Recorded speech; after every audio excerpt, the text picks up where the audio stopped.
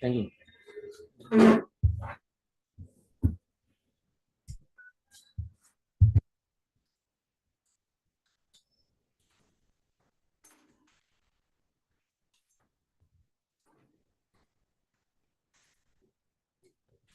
ಹರೇ ಕೃಷ್ಣ ಪ್ರಭುಜಿ, ಪ್ರಣಾಮಗಳು ಪ್ರಭುಜಿ. ಹರೇ ಕೃಷ್ಣ ಧನ್ಯವಾದ.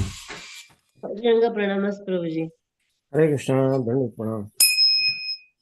ಈ ಮುಂಜಾನೆಯ ಪ್ರೋಗ್ರಾಮ್ಗೆ ನಿಮ್ಮೆಲ್ಲರಿಗೂ ಸ್ವಾಗತ ಮಾಡ್ತಾ ನಾವು ಜಯ ರಾಧಾ ಮಾಧವ ಹಾಡುವ. ಜಯ ರಾಧಾ ಮಾಧವ ಕುಂಜ ವಿಹಾರಿ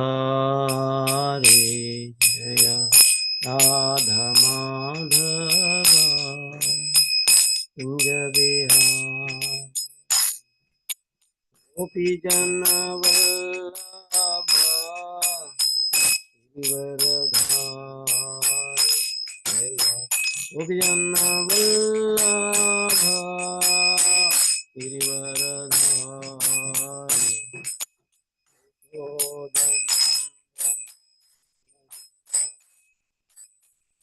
ಯಶೋದನಂದನ ಯಮುನಾ ತೀರಾ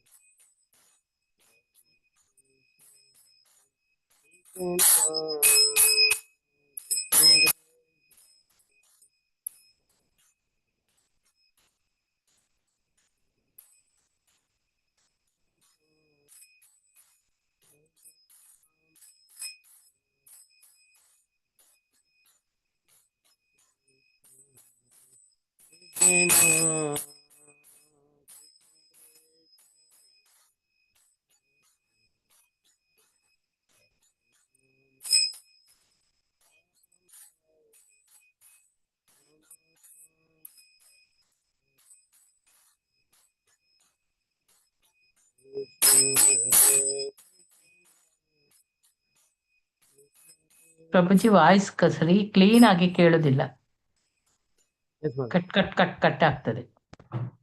ಹರೇ ಕೃಷ್ಣ. ಇವಾಗ ಕೇಳಿಸ್ತದಮ್ಮ? ಹಾ, ಈಗ ಕೇಳಿಸ್ತದೆ. ಸರಿ. ಹರೇ ರಾಮ ಹರೇ ರಾಮ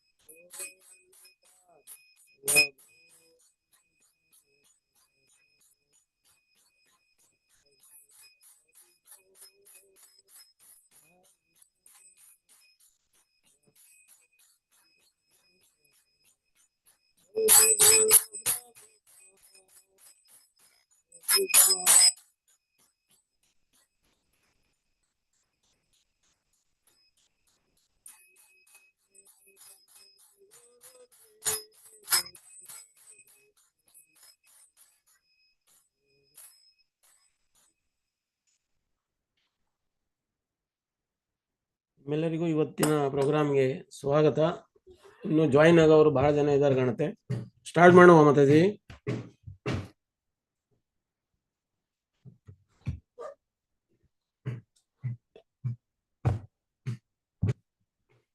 ಮಾತಾಡಿ ಪ್ರಭುಜಿ. ಸರಿ ಸರಿ. ಇವತ್ತು ನಾವು ಭಕ್ತಿ ಸಿದ್ಧಾಂತ ಠಾಕೂರ್ ಗೋಸ್ವಾಮಿ ಬಗ್ಗೆ ಮಾತಾಡ್ಬೇಕಂತ ವಿಚಾರ ಮಾಡಿದ್ದೀವಿ.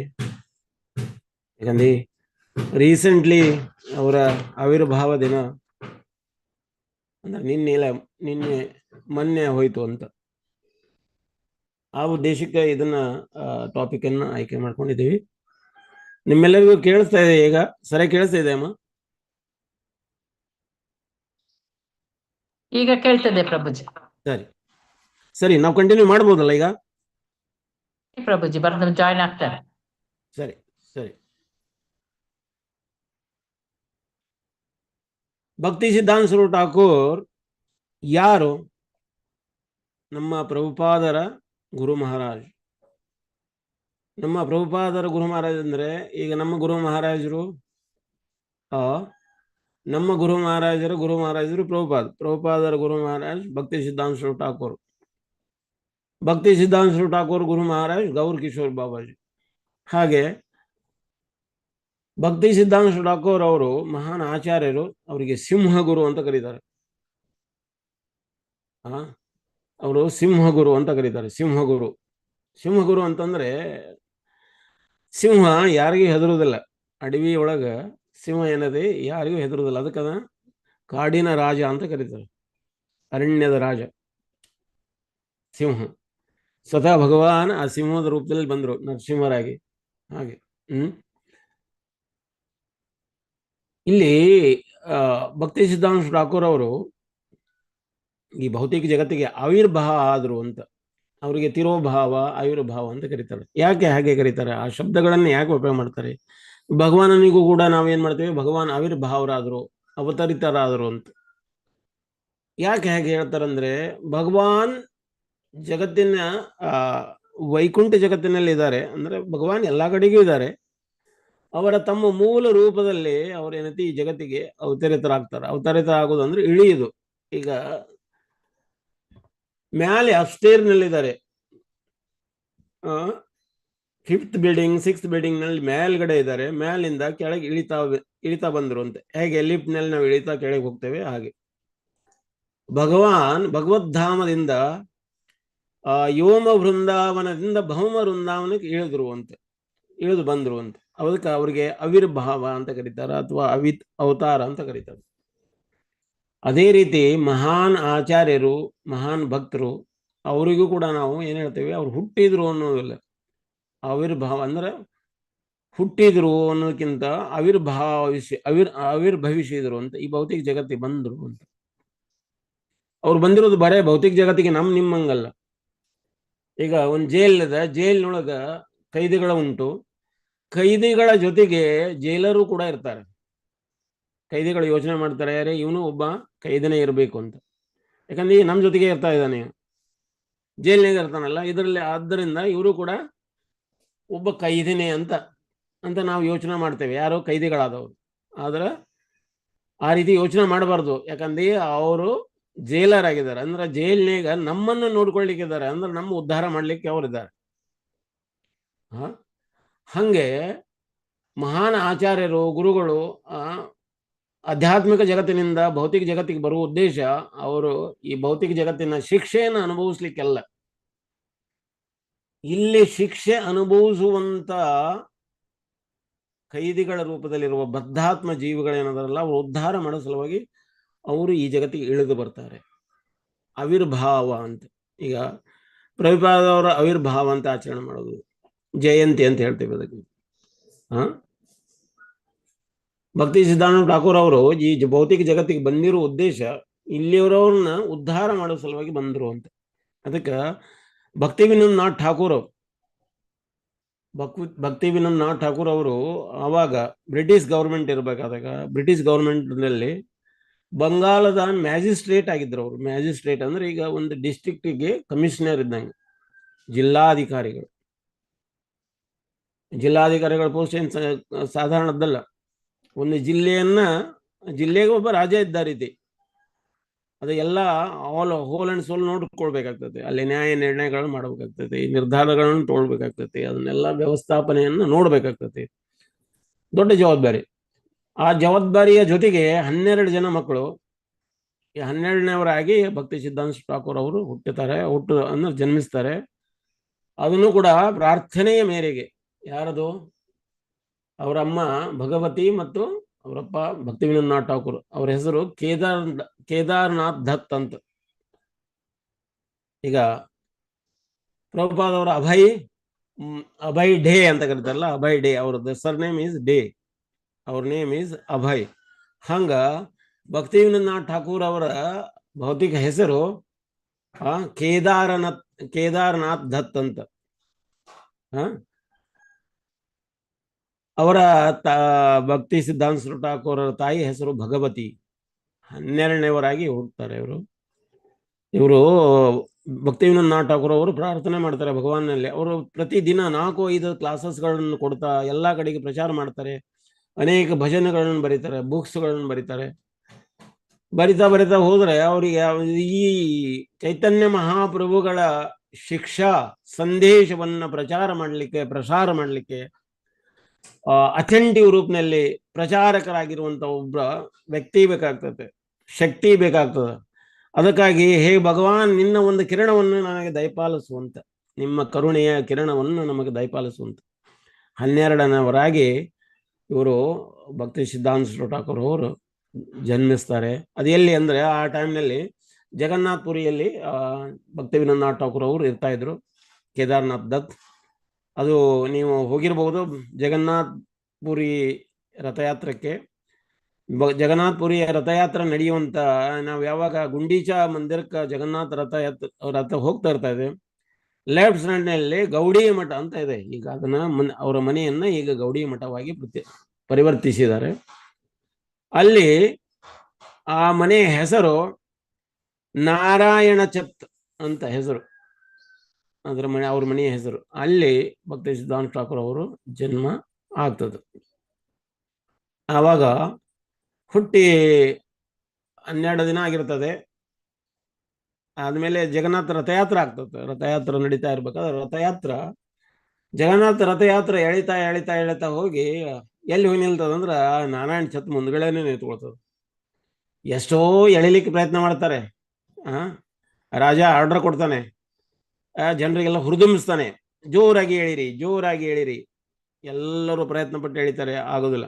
ಆಮೇಲೆ ರಾಜ ಏನ್ ಮಾಡ್ತಾನೆ, ಅವರ ಅಖಾಡದ ಪೈಲ್ವಾನ್ರು ಇರ್ತಾರೆ, ದೊಡ್ಡ ಪೈಲ್ವಾನ್ ಇರ್ತಾರೆ, ಅವ್ರನ್ನೆಲ್ಲ ಪೈಲ್ವಾನ್ ಕರೆಸ್ತಾರೆ. ಪೈಲ್ವಾನ್ರು ಬಂದು ಅವರು ಜನರು ಒಟ್ಟಿಗೆ ಎಳಿತಾರೆ. ಆದರೂ ಜಗನ್ನಾಥ್ ಅಲ್ಲಾಡೋದಿಲ್ಲ. ಇದೇ ರೀತಿ ಚೈತನ್ಯ ಮಹಾಪ್ರಭುಗಳ ಟೈಮ್ನಲ್ಲಿನೂ ರಥಯಾತ್ರೆ ಆಗ್ಬೇಕಾದ್ರೆ ಹಾಗೆ ಜಗನ್ನಾಥ್ ನಿಂತ್ಕೊಂಡ್ಬಿಡ್ತಾರೆ. ಜಗನ್ನಾಥ ರಥ ನಿಂತು ಬಿಡ್ತದೆ. ಆ ಟೈಮ್ನಾಗ ಇದು ಈ ಕತೆ. ಅದು ರಾಜ ಅವಾಗ ಎಳಿಲಿಕ್ಕೆ ಪ್ರಯತ್ನ ಮಾಡ್ತಾರೆ. ಯಾರನ್ನ ಇವರು ಪೈಲ್ವಾನ್ರೆಲ್ಲ ಕರೆಸಿ ಎಳಿಲಿಕ್ಕೆ ಪ್ರಯತ್ನ ಪಡ್ತಾರೆ, ಆದ್ರೂ ಕೂಡ ಆಗೋದಿಲ್ಲ. ಮತ್ತೆ ಜನರೆಲ್ಲ ಜೋರಾಗಿ ಎಳಿತಾರೆ, ಆಗೋದಿಲ್ಲ. ರಾಜ ಏನ್ ಮಾಡ್ತಾನೆ, ತಮ್ಮ ಆನೆಗಳನ್ನೆಲ್ಲ ಕರೆಸ್ತಾರೆ. ಆನೆಗಳನ್ನು ಹಗ್ಗದಿಂದ ಕಟ್ಟಿಸಿ ಅದನ್ನು ಜೋರಾಗಿ ಹುರಿದುಂಬಿಸಿ ರಥವನ್ನು ಎಳಿಲಿಕ್ಕೆ ಪ್ರಯತ್ನ ಮಾಡ್ತಾರೆ. ಆದ್ರೂ ಕೂಡ ರಥ ಮುಂದೆ ಬರ್ತಾ ಇಲ್ಲ. ಅವಾಗ ಚೈತನ್ಯ ಮಹಾಪ್ರಭುಗಳು ಏನ್ ಮಾಡ್ತಾರೆ, ರಥದ ಹಿಂದೆ ಹೋಗಿ ತಮ್ಮ ಹಣೆಯನ್ನ ರಥಕ್ಕೆ ತಾಗಿಸಿದ್ರೆ ರಥ ದನ ಎಳ್ಕೊಂಡು ಮುಂದೆ ಹೋಗ್ಬಿಡ್ತದೆ, ತಾನೇ ಹೋಗ್ಬಿಡ್ತದೆ. ಅಂದ್ರೆ ನೋಡಿ, ಮ್ಯಾಲೆ ಕುಂತವನು ಅವರೇ ಜಗನ್ನಾಥನ ರೂಪದಲ್ಲಿ, ಹಿಂದಿನಿಂದ ಹಣೆ ಹಚ್ಚಿ ಅದನ್ನ ದೂಡ್ತಾ ಇದ್ದಾರೆ. ಯಾರು? ಚೈತನ್ಯ ಮಹಾಪ್ರಭು. ಅವರೇ ಜಗನ್ನಾಥ, ಅವರೇ ಚೈತನ್ಯ, ಅವರೇ. ಇದು ಭಗವಾನನ ಲೀಲೆ. ಹೀಗೆ ರಥಯಾತ್ರೆ ಹೇಗೆ ನಡೀತಾ ಇತ್ತು ಅಂದರೆ, ಆ ರೀತಿ ನಡೆಯುವಂತ ರಥಯಾತ್ರ ಒನ್ ಟೈಮ್ ಇಲ್ಲಿ ನಾರಾಯಣ ಛತ್ ಮುಂದ್ಗಡೆ ನಿಂತ್ಕೊಳ್ತದ, ಕೇದಾರ್ನಾಥ್ ದತ್ ಅವರ ಮನೆ ಮುಂದ್ಗಡೆ. ಅವಾಗ ನಿಂತು ಕೂಡಲೇ ಪರಮಾತ್ಮನ ಇಚ್ಛಾ ಮೇರೆಗೆ ರಥಯಾತ್ರೆ ಆಗ್ತದಂತ, ರಥ ನಡೀತೈತೆ ಅಂತ. ನಮ್ಮ ಇಚ್ಛೆ ಮೇರೆಗೆ ನಾವು ಜಗನ್ನಾಥನ ಎಳಿತಾ ಇದ್ದೀವಿ ಅಂತಂದ್ರೆ ಎಳಿಲಿಕ್ಕೆ ಆಗುವುದಿಲ್ಲ. ಭಗವಾನ್ ಇಚ್ಛಾ ಮಾಡಿದ್ರೆ ಬರ್ತೀನಂತ ಇಚ್ಛಾ ಮಾಡಿದ್ರೆ ಅವ್ರು ಬರ್ತಾರೆ, ಇಲ್ಲಾಂದ್ರೆ ಇಲ್ಲ ಅಂತ. ಭಗವಾನನ ಇಚ್ಛಾ ಮೇರೆಗೆ ನಡೀತದೆ ಅಂತ. ಅದಕ್ಕೆ ಬ್ರಹ್ಮ ಸಂಹಿತದಲ್ಲಿ ಈಶ್ವರ ಪರಮಕೃಷ್ಣ ಸಚ್ಚಿದಾನಂದ ವಿಗ್ರಹ ಅನಾದಿರಾದಿರ್ ಗೋವಿಂದ ಸರ್ವ ಕಾರಣ ಕಾರಣಂ ಸಾರಿ ಈ ಜಗತ್ತಿನೊಳಗೆ ಏನಾದರೂ ಕಾರಣಗಳು ನಡೀತಾ ಇದ್ರೆ ಅದರ ಹಿಂದಿನ ಕಾರಣ, ಮೂಲ ಕಾರಣ ಯಾರಿದ್ದಾರೆ? ಭಗವಾನ್ ಇದ್ದಾರೆ ಅಂತೆ. ಭಗವಾನ್ ಮೂಲ ಕಾರಣ. ಭಗವಾನ್ ಏನು ಯೋಚಿಸ್ತಾರೆ ಅದರಂಗ ಈ ಜಗತ್ತಿನ ನಡೀತದೆ. ತೇನ ವಿನಃ ತೃಣಮಪಿ ನ ಚಲತಿ ಅಂತ ಕುಮಾರವ್ಯಾಸರು ತಮ್ಮ ಗದುಗಿನ ಭಾರತ ಕಥಾಮಂಜರಿಯಲ್ಲಿ ಹೇಳ್ತಾರೆ. ಕರ್ನಾಟಕ ಕಥಾಮಂಜರಿ ಅಂತ ಹೇಳ್ತಾರೆ. ಅದ್ರಾಗ ಹೇಳ್ತಾರೆ, ಒಂದು ಬರೀತಾರೆ ಅವ್ರು ಏನಂತ, ತೇನ ವಿನ ತೃಣಮಪಿ ನ ಚಲತಿ, ಅವನ ಆಜ್ಞೆ ಇಲ್ಲದೆ ಒಂದು ಹುಲ್ಲು ಕಡ್ಡಿ ಕೂಡ ಅಲ್ಲಾಡೋದಿಲ್ಲ ಅಂತ. ಯಾರ ಆಜ್ಞೆ? ಭಗವಾನನ ಆಜ್ಞೆ ಇಲ್ಲದನ ಒಂದು ಹುಲ್ಲು ಕೂಡ ಅಲ್ಲಾಡುವುದಿಲ್ಲ ಅಂತ. ಯಾಕೆಂದ್ರೆ ಗಾಳಿ ಕೂಡ ಭಗವಾನನೇ. ಗಾಳಿ ಬೀಸ್ತಾ ಇದ್ರೆ ಹುಲ್ಲು ಎಲ್ಲಿ ಅಲ್ಲಾಡ್ತದೆ? ಅಲ್ಲಾಡ್ಲಿಕ್ಕೆ ಸಾಧ್ಯ ಇಲ್ಲ. ಈ ಭೌತಿಕ ಜಗತ್ತಿಗೆ ಏನೆಲ್ಲ ಕಾರಣಗಳದಾವಲ್ಲ, ಎಲ್ಲ ಕಾರಣಗಳ ಕಾರಣಕರ್ತ ನಮ್ಮ ಭಗವಾನ್. ಅದಕ್ಕೆ ಜಗನ್ನಾಥ್ ತನ್ನ ಇಚ್ಛಾ ಮೇರೆಗೆ ಹೋಗಿ ಅಲ್ಲೇ ಕೇದಾರನಾಥ ಅವರ ನಾರಾಯಣ ಚತ್ ಮನೆ ಮುಂದಗಡೆ ನಿಂತು ಬಿಡ್ತದೆ. ಅಲ್ಲಿ ನಿಂತಾಗ ಈಗ ಸ್ಟ್ರಿಕ್ಟ್ ರೂಲ್ಸ್ ಮಾಡಿದ್ದಾರೆ. ನಾವು ಜಗನ್ನಾಥ ರಥಯಾತ್ರೆಗೆ ಹೋಗ್ಬೇಕಾದ್ರೆ ಹೋಗಿದ್ದೇವೆ. ನಾವು ಹೋದಾಗ ಅದೇ ರೀತಿ ರಥ ನಿಂತ್ಕೊಳ್ತೇವೆ ಒಂದು ಕಡೆಗೆ. ಅವಾಗ ಭಕ್ತರೆಲ್ಲ, ನಾವು ಗೋವಾದಿಂದ ಹೋಗಿದ್ವಿ, ಅವರೆಲ್ಲ ಭಕ್ತರೇ ಇದು ಒಳ್ಳೆ ಚಾನ್ಸ್, ಮೇಲೆ ಹತ್ರಿ ಅಂತ ಮೇಲೆ ಹತ್ತಿ ಬಿಟ್ಟು ಜಗನ್ನಾಥನಿಗೆ ಹೋಗಿ ಆಲಿಂಗನ ಮಾಡಿದ್ವಿ. ಆಲಿಂಗನ ಮಾಡ್ಬೇಕಾದ್ರೆ ಪಂಡಗಳು ಬಂದು ಹೊಡಿತಾರೆ, ಎಳ್ದು ಹಾಕ್ತಾರೆ, ಹಂಗೆಲ್ಲ ಇರ್ತದೆ ಅದು. ಮೇಲೆ ಹತ್ಲಿಕ್ಕೆ ಅಕಸ್ಮಾತ್ ನೀವು ಪಂಡಗಳಿಗೆ ಪರಿಚಯದವರಾಗಿದ್ರೆ ಅಥವಾ ಅವರಿಗೆ ಕಾಣಿಕೆಗಳನ್ನೇನಾದ್ರು ಕೊಟ್ರೆ ನಿಮ್ಮನ್ನು ಆಲಿಂಗನ ಮಾಡ್ಲಿಕ್ಕೆ ಬಿಡ್ತಾ ಇದ್ರು ಅಂತ. ಈಗ ನಂತರ ಅದನ್ನ ಸುರಕ್ಷಾ ದೃಷ್ಟಿಯಿಂದ ಈಗ ಅದನ್ನ ಬಂದ್ ಮಾಡಿದ್ದಾರೆ. ಈಗ ಜಗನ್ನಾಥ ರಥದ ಮೇಲೆ ಹತ್ಲಿಕ್ಕೆ ಚಾನ್ಸ್ ಕೊಡುದಿಲ್ಲ. ಹಂಗ ರಥ ಅವ್ರ ಮನೆ ಮುಂದೆ ನಿಂತಾಗ ಭಗವತಿ ಏನ್ ಮಾಡಿದ್ರು, ತಮ್ಮ ಮಗುವನ್ನ ಎತ್ಕೊಂಡು ಜಗನ್ನಾಥನ ಮುಂದ್ಗಡೆ ಎತ್ಕೊಂಡು ಹೋಗಿ ಆ ಮಗುನ್ನ ಅದೇ ಟೈಮ್ ಕೈಗಳನ್ನು ಬಿಡಿಸ್ತಾ ಇತ್ತು. ಮಗು ಈಗ ಅಲ್ಲಾಡಿಸ್ತಾ ಇತ್ತು. ಜಗನ್ನಾಥನ ಪಾದದ ಮುಂದೆ ಇಟ್ರೆ ಪಾದ ಗಟ್ಟಿಯಾಗಿ ಹಿಡ್ಕೊಂಡ್ರಂತೆ. ಪಾದವನ್ನ ಗಟ್ಟಿಯಾಗಿ ಹಿಡ್ಕೊಂಡ್ರೆ. ಯಾರು ಹಿಡ್ಕೊಂಡ್ರು? ಮಗು ಹಿಡ್ಕೊತು. ಮಗು ಹಿಡ್ಕೊಂಡು ಬಿಟ್ಲೇನೆ ಮ್ಯಾಗ ಜಗನ್ನಾಥ ಏನ್ ಮಾಡಿದ್ರು, ತನ್ನ ಕೊರಳಲ್ಲಿರುವ ಹಾರನ ಆ ಮಗುನ ಕೊರಳಿಗೆ ಬೀಳೋ ರೀತಿ ಒಳಗೆ ಇನ್ನೇನು ಅವ್ರಮ್ಮ ಮಗುನ ಎತ್ತಬೇಕು. ಹಿಂಗೆ ಜಗನ್ನಾಥರ ಇದನ್ನ ಮುಂದೆ ಪಾದದಿಂದ ಅವ್ರ ಮ್ಯಾಲೆ ಎತ್ತಾ ಇದ್ರೆ ಅವನ್ ಹಿಡಿದು ಆ ಕೊರಳೊಳಗ ಜಗನ್ನಾಥನ ಕೊರಳ ಇರುವ ಹಾರ ಅವನ ಕೊರಳಿಗೆ ಬಿತ್ತು. ಅಂದ್ರೆ ಅಲ್ಲಿರುವರೆಲ್ಲ ಭಕ್ತರೆಲ್ಲರೂ ಹೇಳ್ತಾರೆ, ದ ರೇ ಆಫ್ ರಾಯ್ ಅಂದ್ರ ಪರಮಾತ್ಮನ ಒಂದು ಕರುಣೆಯ ಕಿರಣ ಇದೆ, ಇವರಿಂದನ ದೊಡ್ಡ ಒಂದು ಕ್ರಾಂತಿ ಆಗ್ತದ ಅಂತ ಯೋಚನೆ ಮಾಡಿದ್ರು ಅಂತ ಜನರೆಲ್ಲ. ಹರಿ ಬೋಲ್ ಜಗನ್ನಾಥ್ ಕಿ ಜಯ, ಜಗನ್ನಾಥ್ ಕಿ ಜಯ ಅಂತ ಜಗನ್ನಾಥನ ವರ್ಣನೆ ಮಾಡ್ಲಿಕ್ಕತ್ತಿದ್ರು. ಭಗವತಿ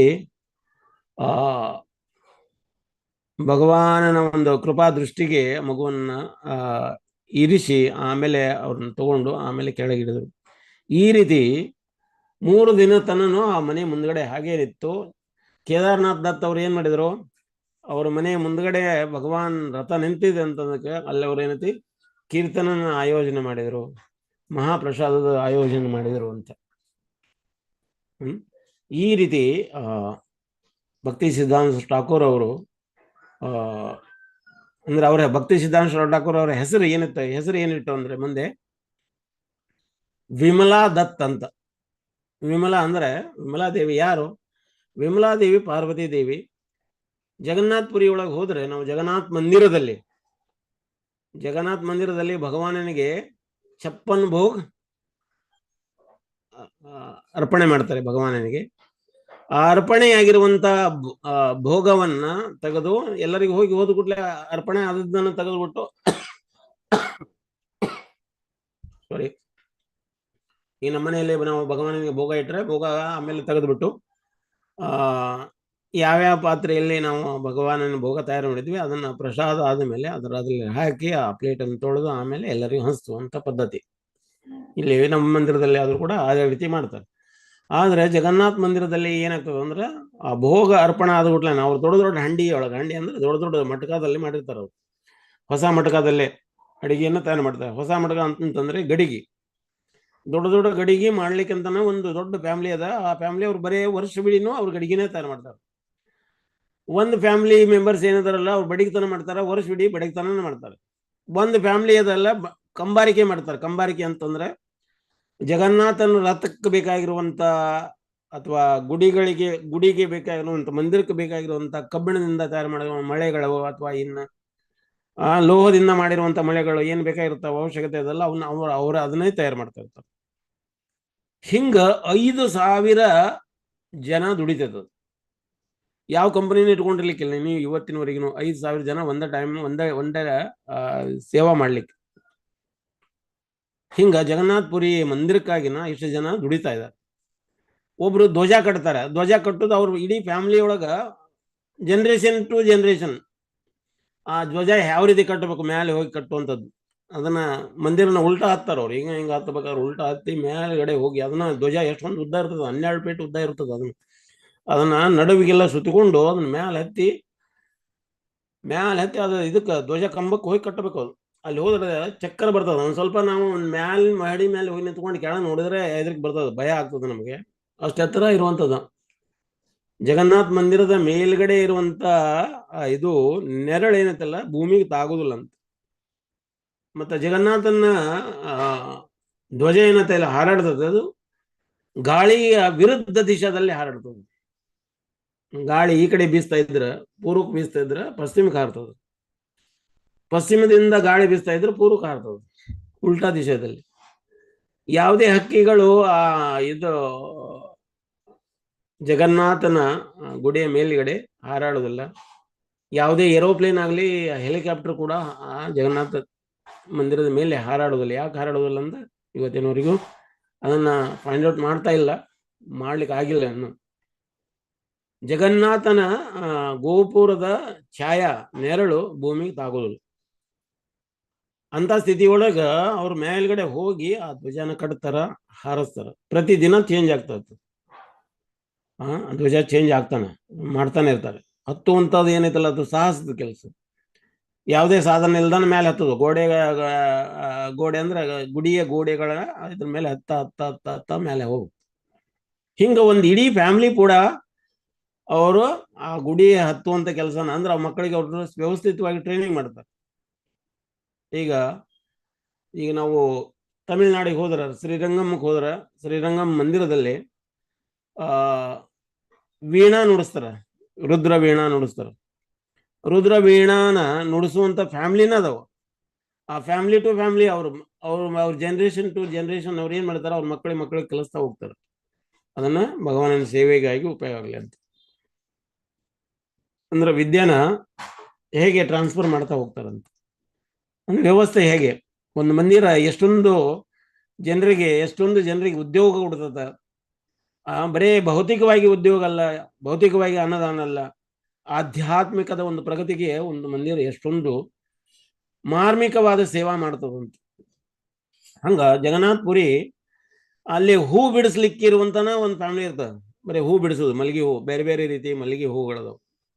ಎಷ್ಟೆಲ್ಲ ವೆರೈಟಿ ಮಲ್ಲಿಗೆ ಹೂ ಅದಾವಲ್ಲ. ಒಂದು ದೊಡ್ಡ ಗಾರ್ಡನ್ ಇದೆ ಮಂದಿರದಲ್ಲಿನ, ದೊಡ್ಡ ಗಾರ್ಡನ್ ಇದೆ. ಆ ಮಂದಿರದಲ್ಲಿ ಆ ಹೂಗಳನ್ನು ಬಿಡಿಸ್ಲಿಕ್ಕೆನ ಒಂದು ಫ್ಯಾಮಿಲಿ ಪೂರ ಲೈಫ್ ಅದಕ್ಕೆ ಹೋಗ್ತದೆ.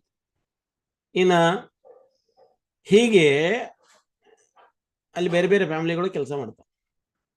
ಯಾವಾಗ ದೊಡ್ಡ ಒಂದು ಮಟಕದಲ್ಲಿ ಆ ದೇವರಿಗೆ ಭಗವಾನಿಗೆ ಚಪ್ಪನ ಭೋಗ ಅರ್ಪಣೆ ಮಾಡ್ತಾರ, ಅರ್ಪಣೆ ಮಾಡಿರುವಂತ ಮಟಕನ ಎತ್ಕೊಂಡು ಅಂದ ಗಡಿಗೆನೇ ಎತ್ಕೊಂಡು ಹೋಗಿ ವಿಮಲಾದೇವಿಗೆ ಅರ್ಪಣೆ ಮಾಡ್ತಾರೆ. ವಿಮಲಾದೇವಿ ಯಾರು? ಪಾರ್ವತಿ ದೇವಿ. ಈ ಪಾರ್ವತಿ ದೇವಿಯ ಕಥಾ ಸ್ವಲ್ಪ ಫಾಸ್ಟ್ ಆಗಿ ಹೇಳಿಕ್ ಪ್ರಯತ್ನ ಪಡೋಣ. ಇದನ್ನು ಜಯಪತಾಕ ಸ್ವಾಮಿ ಮಹಾರಾಜರು ಬೆಳಗಾವಿ ರಥಯಾತ್ರದಲ್ಲಿ ಫಸ್ಟಿಗೆ ಬಂದಾಗ ರಥಯಾತ್ರದಲ್ಲಿ ಹೇಳಿದ್ರು, ಬಹಳ ಚಂದ ಹೇಳಿದ್ರು ಇದನ್ನು. ಮಹಾರಾಜರು ಅವಾಗ ಬಹಳ ಹಟ್ಟ ದಷ್ಟಪುಷ್ಟವಾಗಿದ್ರು ಮಹಾರಾಜರು. ಅವ್ರು ದೊಡ್ಡ ಕೈಯಲ್ಲಿ ದೊಡ್ಡ ಒಂದು ಕರ್ತಾಳ, ಆ ಕರ್ತಾಳ ಬಾರಿಸ್ತಾ ಜಯ ರಾಧ ಮಾಧವ್ ಹಾಡಿದ್ರು. ಹಾಡಿ ಆದ್ಮೇಲೆ ಈ ಕಥಾ ಈವ್ನಿಂಗ್ ಕಥಾ ಇತ್ತು, ಆ ಕಥಾದಲ್ಲಿ ಹೇಳ್ತಾ ಇದ್ರು ಈ ಸ್ಟೋರಿ. ಏನಾಯ್ತಂದ್ರೆ ನಾರದವರು ವೈಕುಂಠಕ್ಕೆ ಹೋದ್ರಂತೆ. ವೈಕುಂಠದಲ್ಲಿ ಲಕ್ಷ್ಮೀದೇವಿಗೆ ಹೇಳಿದ್ರು, ನೋಡಮ್ಮ ನೀನು ಹೆಂಗಾದ್ರು ದೇವ್ರದ್ದು ಭಗವಾನನ ಸೇವೆ ಮಾಡ್ತೀರಾ, ಅವ್ರ ಮಹಾಪ್ರಸಾದ ನನ್ ಕೊಡಿ ಅಂತ. ಅದನ್ನ ಮಾಡ್ಲಿಕ್ಕೆ ಆಗುದಿಲ್ಲ ಅಂತ. ಅಲ್ಲ ನೀವು ಆಗ್ಲಿಲ್ಲ ಅಂದ್ರೆ ಅಟ್ಲೀಸ್ಟ್ ಕೇಳು ಅಂತ ಅವ್ರು ನಾರಾಯಣನಲ್ಲಿ ಕೇಳಿದ್ರು. ಕೇಳಿದಾಗ ಕೊಡು ಅಂತ ಹೇಳಿದ್ರು. ಅವರು ಕೊಟ್ರು. ಅವ್ರು ಆ ಪತ್ತನ ಕೊಟ್ಬಿಟ್ರು. ಪರಮಾತ್ಮ ಊಟ ಮಾಡಿರುವಂಥ ಪತ್ತದಲ್ಲಿ ಓದಿರುವಂಥದ್ದು ಒಂದಿಷ್ಟ ಪ್ರಸಾದನ ತಗೊಂಡ್ರು, ಮಹಾಪ್ರಸಾದ ತಗೊಂಡ್ರು. ಅವ್ರು ಖುಷಿ ಆಯ್ತು, ಆನಂದ ಆಯ್ತು. ಪ್ರಸಾದ ಅಂದ್ರೆ ಏನು? ಭಗವಾನನೇ. ಅದಕ್ಕೆ ಇನ್ನು ಮುಂದೆ ಈ ಇದ್ರೊಳಗೆ ಕಥೆಯೊಳಗೆ ನಾವು ಪ್ರಸಾದದ ಬಗ್ಗೆನೂ ಸ್ವಲ್ಪ ನೋಡುವ. ಪ್ರಸಾದನ ಯಾವ ರೀತಿ ನಾವು ಸ್ವೀಕಾರ ಮಾಡಬೇಕು ಅನ್ನೋದನ್ನು ಕೂಡ ಭಕ್ತಿ ಸಿದ್ಧಾಂತ ಠಾಕೂರ್ ಅವರು ಹೇಳ್ತಾರೆ. ಪ್ರಸಾದ ಯಾವಾಗ ಇವರಿಗೆ ನಾರದ ಮಹರ್ಷಿಗಳಿಗೆ ಸಿಕ್ತು, ನಾರದ ಮಹರ್ಷಿಗಳು ತಿಂದ್ರು, ಕುಣಿಲಿಕತ್ತಿದ್ರು, ವೀಣಾ ಹಿಡ್ಕೊಂಡು ಅವರು ಇಷ್ಟೊಂದು ಡ್ಯಾನ್ಸಿಂಗ್ ಮಾಡ್ಲಿಕ್ಕತ್ತಿದ್ರು. ಆ ಡ್ಯಾನ್ಸಿಂಗ್ ಮಾಡ್ತಾ ಮಾಡ್ತಾ ಮಾಡ್ತಾ ಕೈಲಾಸಕ್ಕೆ ಬಂದರು. ಕೈಲಾಸದಲ್ಲಿ ಸದಾಶಿವ ಧ್ಯಾನ ಮಾಡ್ತಾ ಇದ್ರು, ಶಂಭು ಧ್ಯಾನ ಮಾಡ್ತಾ ಇದ್ರು. ಇವರು ನಾಟ್ಯ ಮಾಡೋದು, ಜೋರಾಗಿ ಹರಿನಾಮ ಮಾಡೋದು ಕೇಳಿಸ್ಕೊಂಡ್ಬಿಟ್ಟು ಕಣ್ಣು ತೆಗಿತಾರೆ. ನಾರದ ಋಷಿಗಳು ಅವರಿಗೆ ದಂಡವತ್ತ ಪ್ರಣಾಮ ಮಾಡ್ತಾರೆ. ಎಲ್ಲಿಂದ ಬಂದ್ರಿ?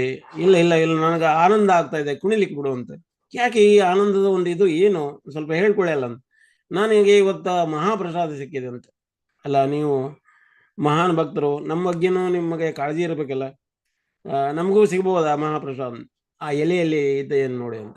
ಆ ಬಾಳೆ ಎಲೆ ಕೊಟ್ಟಿದ್ರಲ್ಲ, ಆ ಬಾಳೆ ಎಲೆಯೊಳಗೆ ಒಂದು ಅಗಳು ಅನ್ನ ಉಳಿದಿತ್ತು. ಆ ಅಗಳನ್ನ ಶಿವ ಏನೈತಿ ಬಾಯಿಯೊಳಗೆ ಹಾಕೊಂಡ್ರು. ಅವ್ರೇನೈತಿ ಒಳ್ಳೆ ಡ್ಯಾನ್ಸ್ ಮಾಡ್ಲಿಕ್ಕತ್ತಿದ್ರು. ಒಂದು ಮನೆ ತಾಂಡವ ನೃತ್ಯ ರೀತಿ ಒಳಗೆ ಡ್ಯಾನ್ಸ್ ಮಾಡ್ಲಿಕ್ಕತ್ತಿದ್ರು ಜೋರಾಗಿ ಖುಷಿಯಿಂದ.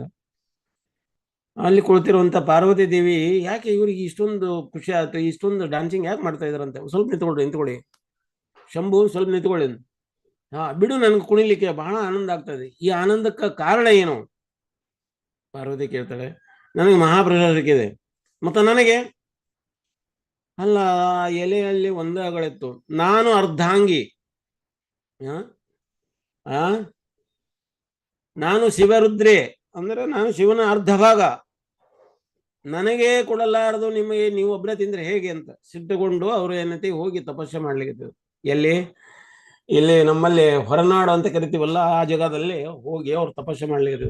ಇಷ್ಟೊಂದು ಘೋರ ತಪಸ್ಸೆ ಮಾಡಿದ್ರು. ತಪಸ್ಸೆ ಮಾಡಿದ್ಮೇಲೆ ಭಗವಾನ್ ಅವ್ರಿಗೆ ಪ್ರತ್ಯಕ್ಷ ಆಗ್ತಾರೆ. ಪ್ರತ್ಯಕ್ಷ ಆಗಿ ಏನ್ ಬೇಕಮ್ಮ ನಿನಗೆ? ನನಗೆ ಮಹಾಪ್ರಸಾದ ಬೇಕು ಅಂದ್. ಇಷ್ಟೇ ತಾನೇ, ತಗೋ ನಿನಗೆ ಮಹಾಪ್ರಸಾದ. ಬರೀ ನನಗೆ ಅಷ್ಟೇ ಅಲ್ಲ, ಈ ಭೌತಿಕ ಜಗತ್ತು ಏನದಲ್ಲ, ಇದು ದುರ್ಗಾಲಯ ಅಂತ ಕರೀತಾರ. ದುರ್ಗದ ಅಂದ್ರೆ ಭೌತಿಕ ಜಗತ್ತನ್ನ ದುರ್ಗಾದೇವಿ ಆಲಯ ಅಂತ ಕರೀತಾರೆ. ದೇವಿ ಜಗತ್ತು ಅಂತ. ದೇವಿ ಮಹೇಶು ಹರಿಧಾಮ ಸುತೇಶು ತೇಶು ತೇ ಪ್ರಭಾವ ವಿಹಿತ ನಿಹಿತಾಶ್ಚಯೇನ ಗೋವಿಂದಮಾದಿ ಪುರುಷಂ ತಮಹಂ ಭಜಾಮಿ ಅಂತ ಬ್ರಹ್ಮಸಂಹಿತದಲ್ಲಿ. ದೇವಿ ಮಹೇಶು ಹರಿಧಾಮ ಸುತೇಶು ತೇಶು. ಹರಿಧಾಮ್ ಎಲ್ಲೈತೆ ಅಂತ ಹೇಳಲಿಕ್ಕೆ ದೇವಿ ಜಗತ್ತು ಮೊದಲು ಅಂದ್ರೆ ಭೌತಿಕ ಜಗತ್ತು. ಈ ಭೌತಿಕ ಜಗತ್ತು ಆದ್ಮೇಲೆ ಮಹೇಶನ ಜಗತ್ತು ಅಂದ್ರೆ, ಮಹೇಶನ ಜಗತ್ತು ಅಂದ್ರೆ ಕೈಲಾಸ. ಕೈಲಾಸ ಆದ್ಮೇಲೆ ಹರಿಧಾಮ ಸುತೇಶು ಅಂತ ಅಂದ್ರೆ ಹರಿಧಾಮಗಳು ಉಂಟು. ಹರಿಧಾಮಗಳು ಅಂದ್ರೆ ವೈಕುಂಠಗಳು ಅನ್ಯೂಮರಬಲ್ ವೈಕುಂಠಗಳದವು. ಆ ಅನ್ಯೂಮರಬಲ್ ವೈಕುಂಠದ ನಡುವೆ ಗೋಲೋಕಧಾಮ ಐತಿ ಅಂತ ಚೈತನ್ಯ ಮಹಾಪ್ರಭುಗಳು ಬ್ರಹ್ಮ ಸಂಹಿತದಿಂದ ಇದನ್ನು ನಮ್ಗ ಹೆಕ್ಕಿ ಕೊಟ್ಟಿದ್ದಾರೆ, ತೆಗೆದುಕೊಟ್ಟಿದ್ದಾರೆ. ಹಂಗ ಈ ದೇವಿ ಜಗತ್ತು, ದೇವಿ ಹೇಳ್ತಾಳೆ, ಇದು ಈ ಜಗತ್ತೆಲ್ಲ ನಂದು, ಇಲ್ಲಿರುವಂತ ಎಲ್ಲ ಜೀವರಾಶಿಗಳು ನನ್ನ ಮಕ್ಕಳು, ಇವರೆಲ್ಲರಿಗೂ ಪ್ರಸಾದ ಸಿಗಬೇಕು, ನೀವು ಅದನ್ನ ಕರುಣೆ ಮಾಡಿ ಅಂತ. ಆಯ್ತು, ನೀವು ಯಾವಾಗ ನನಗೆ ಅರ್ಪಣೆ ಮಾಡ್ತೀರಿ, ಯಾವಾಗ ನನಗೆ ಅರ್ಪಣೆ ಮಾಡಿದ್ದನ್ನ ನೀನು ನಿನ್ನ ಈ ಭೌತಿಕ ಜಗತ್ತಿನ ಜೀವಾತ್ಮರಿಗೆ ಎಲ್ಲರಿಗೂ ದಯಪಾಲಿಸಬಹುದು ಅಂತ. ಆ ಪಾರ್ವತಿಯ ಕೃಪಾ ಮೇರೆಗೆ ನಮಗೆ ಇವತ್ತಿಗೆ ಪ್ರಸಾದ ಸಿಗ್ತಾ ಇದೆ. ಅಲ್ಲಿಂದ ಜಗನ್ನಾಥಪುರಿ ಒಳಗ ಆ ವಿಮಲಾದೇವಿಗೆ ಅರ್ಪಣೆ ಮಾಡುವಂತ ಪದ್ಧತಿ ಬೆಳೆದು ಬಂತು.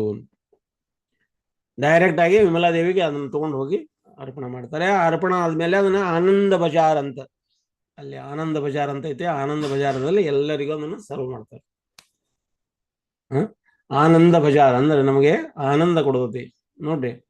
ಅನ್ನದಾನ ಮಹಾದಾನ ಅಂತ ಕರೀತಾರೆ. ಅನ್ನದಾನ ಅಂದ್ರೆ ಯಾವಾಗ ನಾವು ಮಂದಿರದಲ್ಲಿ ಭಗವಾನನಿಗೆ ಅರ್ಪಣೆ ಮಾಡಿದ್ದು. ಭಗವಾನ ಅಂದ್ರೆ ಕೃಷ್ಣನಿಗೆ ಅರ್ಪಣೆ ಮಾಡಿರುವಂಥ ಆಹಾರಗಳೇನದಾವಲ್ಲ ಅವು ಮಹಾಪ್ರಸಾದ ಆಗ್ತದೆ. ಬೇರೆ ದೇವಿ ದೇವತೆಗಳಿಗೆ ಅರ್ಪಣೆ ಮಾಡಿರೋ ಮಹಾಪ್ರಸಾದ ಆಗುದಿಲ್ಲ. ಭಗವಾನನಿಗೆ ಅರ್ಪಣೆ ಮಾಡಿ ದೇವಿ ದೇವತೆಯರಿಗೆ ಅರ್ಪಣೆ ಮಾಡಿದ್ರೆ ಓಕೆ, ನೋ ಪ್ರಾಬ್ಲಮ್. ಭಗವಾನನಿಗೆ ಅರ್ಪಣೆ ಆಗ್ಲಾರ್ದನ್ನ ನಾವು ದೇವಿಗಳಿಗೆ ಅರ್ಪಣೆ ಮಾಡ್ತಾ ಇದೀವಿ ಅಥವಾ ದೇವತೆಗಳ ಅರ್ಪಣೆ ಮಾಡ್ತೀವಿ, ಅದು ಪ್ರಸಾದ ಆಗುದಿಲ್ಲ. ಅದಕ್ಕೆ ಪ್ರಸಾದ ಅಂತ ಹೇಳಬಾರ್ದು ಅಂತ ಹೇಳ್ತಾರೆ ಯಾರೋ ಭಕ್ತಿ ಸಿದ್ಧಾಂತ ಠಾಕೂರ್. ಹೇಗೆ ದೇವಿ ಹಮಿ ಇಲ್ಲೇ ವಿಮಲಾದೇವಿ ಏನದಲ್ಲ, ವಿಮಲಾದೇವಿಯ ಒಂದು ಕೃಪಾ ಮೇರೆಗೆ ಹುಟ್ಟಿದ್ರು ಅನ್ನೋ ಸಲುವಾಗಿ ಅವ್ರಿಗೆ ವಿಮಲ ಪ್ರಸಾದ್, ವಿಮಲ ದತ್ತ ಅಂತ ಕರೀತಾರೆ ಅವ್ರಿಗೆ. ಯಾರು? ಭಕ್ತಿ ಸಿದ್ಧಾಂತ ಠಾಕೂರ್. ಹೀಗೆ ಅವರು ಈ ಭೌತಿಕ ಜಗತ್ತಿಗೆ ಬಂದ್ರು. ಮನೆಯಲ್ಲೇ ದೊಡ್ಡದಾಗ್ತಾ ಹೋದ್ರು, ಬೆಳೀತಾ ಹೋದ್ರು. ಅವ್ರ ಮನೆಯಲ್ಲೇ ಒನ್ ಟೈಮ್ ಕೇದಾರ್ನಾಥ್ ದತ್ ಅವ್ರು ಏನ್ ಮಾಡಿದ್ರು, ಮ್ಯಾಂಗೋ ತಗೊಂಡಿದ್ರು ಮನೆಯೊಳಗೆ. ಮಾವಿನ ಹಣ್ಣು ನೋಡ್ರಿ, ಭಾರತದಲ್ಲಿ ಎಲ್ಲರೂ ಮಾವಿನ ಹಣ್ಣನ್ನು ಎಷ್ಟೊಂದು ಪ್ರೀತಿಸ್ತಾರೆ, ಎಲ್ಲರೂ ಸೇವಿಸ್ತಾರೆ. ಮಾವಿನ ಹಣ್ಣು ಅಷ್ಟೊಂದು ಪ್ರಿಯವಾದ ಒಂದು ಫ್ರೂಟ್. ಅಂದ್ರೆ ಫ್ರೂಟ್ಗಳ ಕಿಂಗ್, ಹಣ್ಣುಗಳ ರಾಜ ಮಾವಿನ ಹಣ್ಣು ಅಂತ ಕರೀತಾರೆ. ಹಂಗ ಹಣ್ಣು ತಗೊಂಡಿದ್ದರು, ಇಟ್ಟಿದ್ರು. ಅವ್ರು ಏನ್ ಮಕ್ಕಳೇನ್ ಮಾಡ್ತಾರೆ, ಹಣ್ಣು ಕಂಡ್ರೆ ಮತ್ತೆ ನಾರ್ಮೇಲೆ ಎತ್ಕೊಂಡು ತಿಂದಾಕ್ತಾರೆ. ಯಾಕಂದ್ರೆ ಅವ್ರಿಗೆ ಇನ್ನೂ ಅದ್ರ ದೇವರಿಗೆ ಅರ್ಪಣೆ ಮಾಡಬೇಕು, ಅದನ್ನು ಮಾಡಬೇಕು ಅನ್ನೋಂಥದ್ದು ಇನ್ನೂ ಏನೋ ಕಲ್ಪನೆ ಇರುವುದಿಲ್ಲ. ಅವರು ಭಕ್ತಿ ವಿನೋದ್ ಠಾಕೂರ್ ಅವ್ರು ಹೇಳ್ತಾರೆ, ಅಂದ್ರೆ ಅವ್ರ ಹೆಸರು ಕೇದಾರ್ನಾಥ್ ದತ್ ಅವ್ರು ಹೇಳ್ತಾರೆ, ಅಲ್ಲೋ ಮೆತ್ತಗೆ ಹೇಳ್ತಾರೆ ಅವರು, ನೋಡಪ್ಪ ಇದು ದೇವರಿಗೆ ಅರ್ಪಣೆ ಆಗಿಲ್ಲ, ಆದ್ರೂ ಕೂಡ ನೀವು ಅದನ್ನು ತಿಂದಾಕಿದೆ ಅಂತ. ಅವ್ರಿಗೆ ಬಹಳ ಬೇಜಾರಾಯ್ತು. ಯಾರಿಗೆ? ವಿಮಲಾ ದತ್ತರಿಗೆ. ವಿಮಲಾ ದತ್ತ ಏನ್ ಮಾಡಿದ್ರು, ಈ ನಾನು ಅರ್ಪಣೆ ಆಗ್ಲಾರ್ದಂತ ಹಣ್ಣನ್ನು ತಿಂದೆ, ಇದು ದೊಡ್ಡ ಮಹಾ ಅಪರಾಧ, ನನ್ನ ಜೀವನ ಪರ್ಯಂತ ನಾ ಮಾವಿನ ಹಣ್ಣು ತಿನ್ನೋದಿಲ್ಲ ಅಂತ. ಅವರು ಜೀವನ ಪರ್ಯಂತರ ಮಾವಿನ ಹಣ್ಣು ತಿನ್ನಲಿಲ್ಲ. ಅವರು ಆಶ್ರಮದಲ್ಲಿ ಇರ್ಬೇಕಾದ್ರೆ ಮತ್ತೆ ಆಶ್ರಮದಲ್ಲಿರುವಂತ ಬೇರೆ ಬ್ರಹ್ಮಚಾರಿಗಳು ಭಕ್ತರೆಲ್ಲ ಅವ್ರೇನಂತೆ ಮಾವಿನ ಹಣ್ಣು ಸೀಸನ್ ಒಳಗ ಮಾವಿನ ಹಣ್ಣು ಭಗವಾನಿಗೆ ಅರ್ಪಣೆ ಮಾಡ್ಲಿಕ್ಕೆ ತಂಬರ್ತಾ ಇದ್ರು. ಮತ್ತೆ ಮಾವಿನ ಹಣ್ಣು ಭಗವಾನಿಗೆ ಅರ್ಪಣೆ ಆದ್ಮೇಲೆ ಗುರು ಮಹಾರಾಜರಿಗೆ ಕೊಡ್ಬೇಕಲ್ಲ, ಮತ್ತೆ ಗುರು ಮಹಾರಾಜರಿಗೆ ಹೋಗಿ ಕೊಡ್ಬೇಕಾಗ್ತದೆ. ಅದಕ್ಕೆ ಹೋಗಿ ಮಹಾರಾಜರಿಗೆ ಹೋಗಿ ಕೇಳ್ತಾ ಇದ್ರು, ಯಾರೋ ಭಕ್ತಿ ಸಿದ್ಧಾಂತ ಠಾಕೂರ್ ಅವ್ರಿಗೆ, ಮಹಾರಾಜ್ ಮಾವಿನ ಹಣ್ಣು ತಗೊಂಡಿದ್ದೀವಿ. ಅವ್ರು ಹೇಳ್ತಿದ್ರು, ನಂದು ಮಾವಿನ ಹಣ್ಣಿನ ಇದು ಅಪರಾಧ ಆಗಿದೆ, ನಾನು ಅದನ್ನು ಸ್ವೀಕಾರ ಮಾಡೋದಿಲ್ಲ, ದಯವಿಟ್ಟು ನೀವು ತಗೊಳ್ಳಿ, ನೀವು ಭಾಗ್ಯವಾನರು ಅಂತ. ನಾವು ಇಷ್ಟೊಂದು ಕೃಪೆ, ಇಷ್ಟೊಂದು ನಮ್ರವಾಗಿ ಹೇಳ್ತಾ ಇದ್ರು ಭಕ್ತಿ ಸಿದ್ಧಾಂತ ಠಾಕೂರ್ ಅವರು. ಹಿಂಗ ಸಣ್ಣವ್ರು ಇರ್ಬೇಕಾದ್ರೆ ಅವ್ರು ಮಾವಿನ ಹಣ್ಣು ಒಮ್ಮೆ ಗಲ್ತಿಯಿಂದ ತಿಂದಿದ್ದು. ಈಗ ನೋಡ್ರಿ, ನಾವು ಎಷ್ಟೊಂದು ಈಗ ಪ್ರಸಾದ ತಗೊಳ್ಬೇಕಾದ್ರೆ ಪ್ರಸಾದಕ್ಕಾಗಿ ನಾವು ಕೂತಿದ್ ಬಂದ್ರೆ ಮಹಾಪ್ರಸಾದೆ ಗೋವಿಂದೇ ಹೇಳಿಗೂ ಕೂಡ ಏನ್ ಮುಂದೆ ನೋಡ್ತೇವೆ, ಆ ಮಂತ್ರ ಕೂಡ ನೆನಪು ಬರುದಿಲ್ಲ ನಮ್ಗೆ. ಮಹಾಪ್ರಸಾದೆ ಗೋವಿಂದದು ಮಂತ್ರ ಕೂಡ ನೆನಪು ಬರುದಿಲ್ಲ ನಮ್ಗೆ. ಆ ಮಂತ್ರ ಕೂಡ ಹೇಳಲಾರದನ್ನೇ ಹಾಗೆ ತಿಂದಾಕ್ತೇವೆ. ಇಲ್ಲಿ ಕೆಲವೊಮ್ಮೆ ಮಹಾಪ್ರಸಾದನ ಭಕ್ತಿ ಸಿದ್ಧಾಂತ ಠಾಕೂರ್ ಅವರಿಗೆ ತಮ್ಮನ್ನು ಕೊಡ್ತಾ ಇರ್ಬೇಕಾದ್ರೆ ಯಾರು ತೊಗೊಂಬಂದಿರ್ತಾರೆ ಅದನ್ನ, ಜಗನ್ನಾಥಪುರಿಯಿಂದ ಪ್ರಸಾದ ತೊಗೊಂಬಂದಿದೀವಿ ಅಂತಂದು ಅವ್ರ ಕೈಯಲ್ಲಿ ಹಿಡ್ಕೊಂಡ್ ಬಂದ್ರೆ ಅವರು ಸ್ವಲ್ಪ ನಿಲ್ಲಿಸ್ತಿದ್ರಂತೆ. ನಿಲ್ಲಿಸಿ ಪ್ರದಕ್ಷಿಣೆ ಹಾಕ್ತಿದ್ರು. ಅವ್ರು 3 ಬರೆ ಅಥವಾ 5 ಬರೆ ಪ್ರದಕ್ಷಿಣೆ ಹಾಕಿ ಆಮೇಲೆ ಇಸ್ಕೊಂಡು ಆಮೇಲೆ ಕಣ್ಣಿಗೆ ಒದ್ಕೊಂಡು ಆಮೇಲೆ ಪ್ರಸಾದ ಸ್ವೀಕಾರ ಮಾಡ್ತಾ ಇದ್ರು. ಈ ರೀತಿ ಪ್ರಸಾದ ಸ್ವೀಕಾರ ಮಾಡ್ತಾ ಇದ್ರು. ಅಂದ್ರೆ ನಾವು ರೆಸ್ಪೆಕ್ಟ್ ಮಾಡುವಂಥದ್ದು. ಈಗ ನಾವು ಪ್ರಸಾದ ತಗೊಳ್ಳೋಕ್ಕಿಂತ ಮೊದಲೇ ಆಚಮನ ಆದ್ಮೇಲೆ ಆ ಪ್ರಸಾದನ ಪ್ರದಕ್ಷಿಣೆ ಮಾಡಿ ಆಮೇಲೆ ಪ್ರಸಾದಕ್ಕೆ ಅವ್ರು ಕೂತ್ಕೊಳ್ತಾ ಇದ್ರು. ಅಂದ್ರೆ ಪ್ರಸಾದ ಮತ್ತು ಭಗವಾನನಿಗೆ ಭಿನ್ನತೆ ಇಲ್ಲ ಅಂತ ಹೇಳ್ತಾ ಇದ್ದಾರೆ. ಅಂದ್ರೆ ಭಗವಾನ್ ಆಕ್ಚುಲಿ ಪ್ರಸಾದ ರೂಪದಲ್ಲಿ ನಮ್ಮ ಹತ್ರ ಬರ್ತಾ ಇದ್ದಾರಂತೆ. ನಾವು ಯಾವ ರೀತಿ ರೆಸ್ಪೆಕ್ಟಿವ್ಲಿ ಅದನ್ನ ಸ್ವೀಕಾರ ಮಾಡ್ತೇವೆ ಅದರ ಮೇಲೆ ಭಗವಾನ್ ನಮ್ಮಲ್ಲಿ ಬರ್ತಾರೆ ಅಂತ. ಅದನ್ನು ಭಕ್ತಿ ಸಿದ್ಧಾಂತ ಠಾಕೂರ್ ಅವರು ತಮ್ಮ ವೈಯಕ್ತಿಕ ಜೀವನದಿಂದ ಅದನ್ನ ನಮ್ಗೆ ಪ್ರೂವ್ ಮಾಡ್ತಾ ಹೋಗ್ತಾ ಇದ್ದಾರೆ. ಹಿಂಗ ಭಕ್ತಿ ವಿನೋದ್ ಠಾಕೂರ್ ಅವರು ಮನೆಯಲ್ಲಿ ಈ ಭಕ್ತಿ ಸಿದ್ಧಾಂತ ಠಾಕೂರ್ ಅವರು ಅಂದ್ರೆ ವಿಮಲಾ ದತ್ ಅವರು ಬೆಳೀತಾ ಬಂದ್ರು. ಭಕ್ತಿ ವಿನೋದ್ ಠಾಕೂರ್ ಅವರು ಬೇರೆ ಬೇರೆ ಕಡೆಗೆಲ್ಲ ಕ್ಲಾಸಸ್ ಕೊಡ್ಲಿಕ್ಕೆ ಹೋಗ್ತಿದ್ರು. ಕ್ಲಾಸಸ್ ಕೊಡೋಕೆ ಹೋಗ್ಬೇಕಾದ್ರೆ ಪ್ರತಿದಿನ ಕಮ್ಸೆ ಕಮ್ ಅಂದ್ರೆ ಒಂದು 4 ಕ್ಲಾಸ್ ಮಾಡ್ತಾ ಇದ್ರು. ಅಷ್ಟೊಂದು ಬಿಜಿ ಶೆಡ್ಯೂಲ್. ಮತ್ತೆ ಅವರು ಡಿಸ್ಟ್ರಿಕ್ಟ್ ಕಮಿಷನರ್, ಆ ಎಲ್ಲ ಕೆಲಸ ಕಾರ್ಯಗಳನ್ನು ಮಾಡಿಕೊಂಡು ಆ ಜಪ 16 ರೌಂಡ್ ಜಪ ಮಾಡ್ಕೊಂಡು 16 ರೌಂಡಲ್ಲ ಅವರ ಬಹಳಷ್ಟು ರೌಂಡ್ ಜಪ ಮಾಡ್ತಿದ್ರು. ಆ ಜಪ ಮಾಡಿ ಅದರ ಜೊತೆಗೆ ಅನೇಕ ಭಜನೆಗಳನ್ನು ಬರೆದಿದ್ದಾರೆ, ಅನೇಕ ಬುಕ್ಸ್ಗಳನ್ನು ಬರೆದಿದ್ದಾರೆ. ಇಷ್ಟೆಲ್ಲ ಬಿಜಿ ಶೆಡ್ಯೂಲ್ನೊಳಗೂ ಕೂಡ ಹೋಗ್ಬೇಕಾದ್ರೆ ಆ ಒಂದು ಕೇದಾರ್ನಾಥ್ ದತ್ತ ಇವರು ವಿಮಲಾ ದತ್ತನ್ನ ಅವ್ರ ಜೊತೆ ಕರ್ಕೊಂಡು ಹೋಗ್ತಾ ಇದ್ರು. ಎಲ್ಲೆಲ್ಲಿ ಕರ್ಕೊಂಡು ಹೋಗ್ತಾ ಇದ್ರು ಆ ಕರ್ಕೊಂಡು ಹೋದ ಜಾಗದೊಳಗ ಇವರು ಕೂತ್ಕೊಂಡು ಕೇಳ್ತಾ ಇದ್ರಂತೆ, ಕ್ಲಾಸ್ ಕೇಳ್ತಾ ಇದ್ರು. ಇಷ್ಟೊಂದು ನಮ್ರವಾಗಿ ಕ್ಲಾಸ್ ಕೇಳ್ತಾ ಇದ್ರು. ಯಾರು? ವಿಮಲಾ ದತ್ ಅವರು.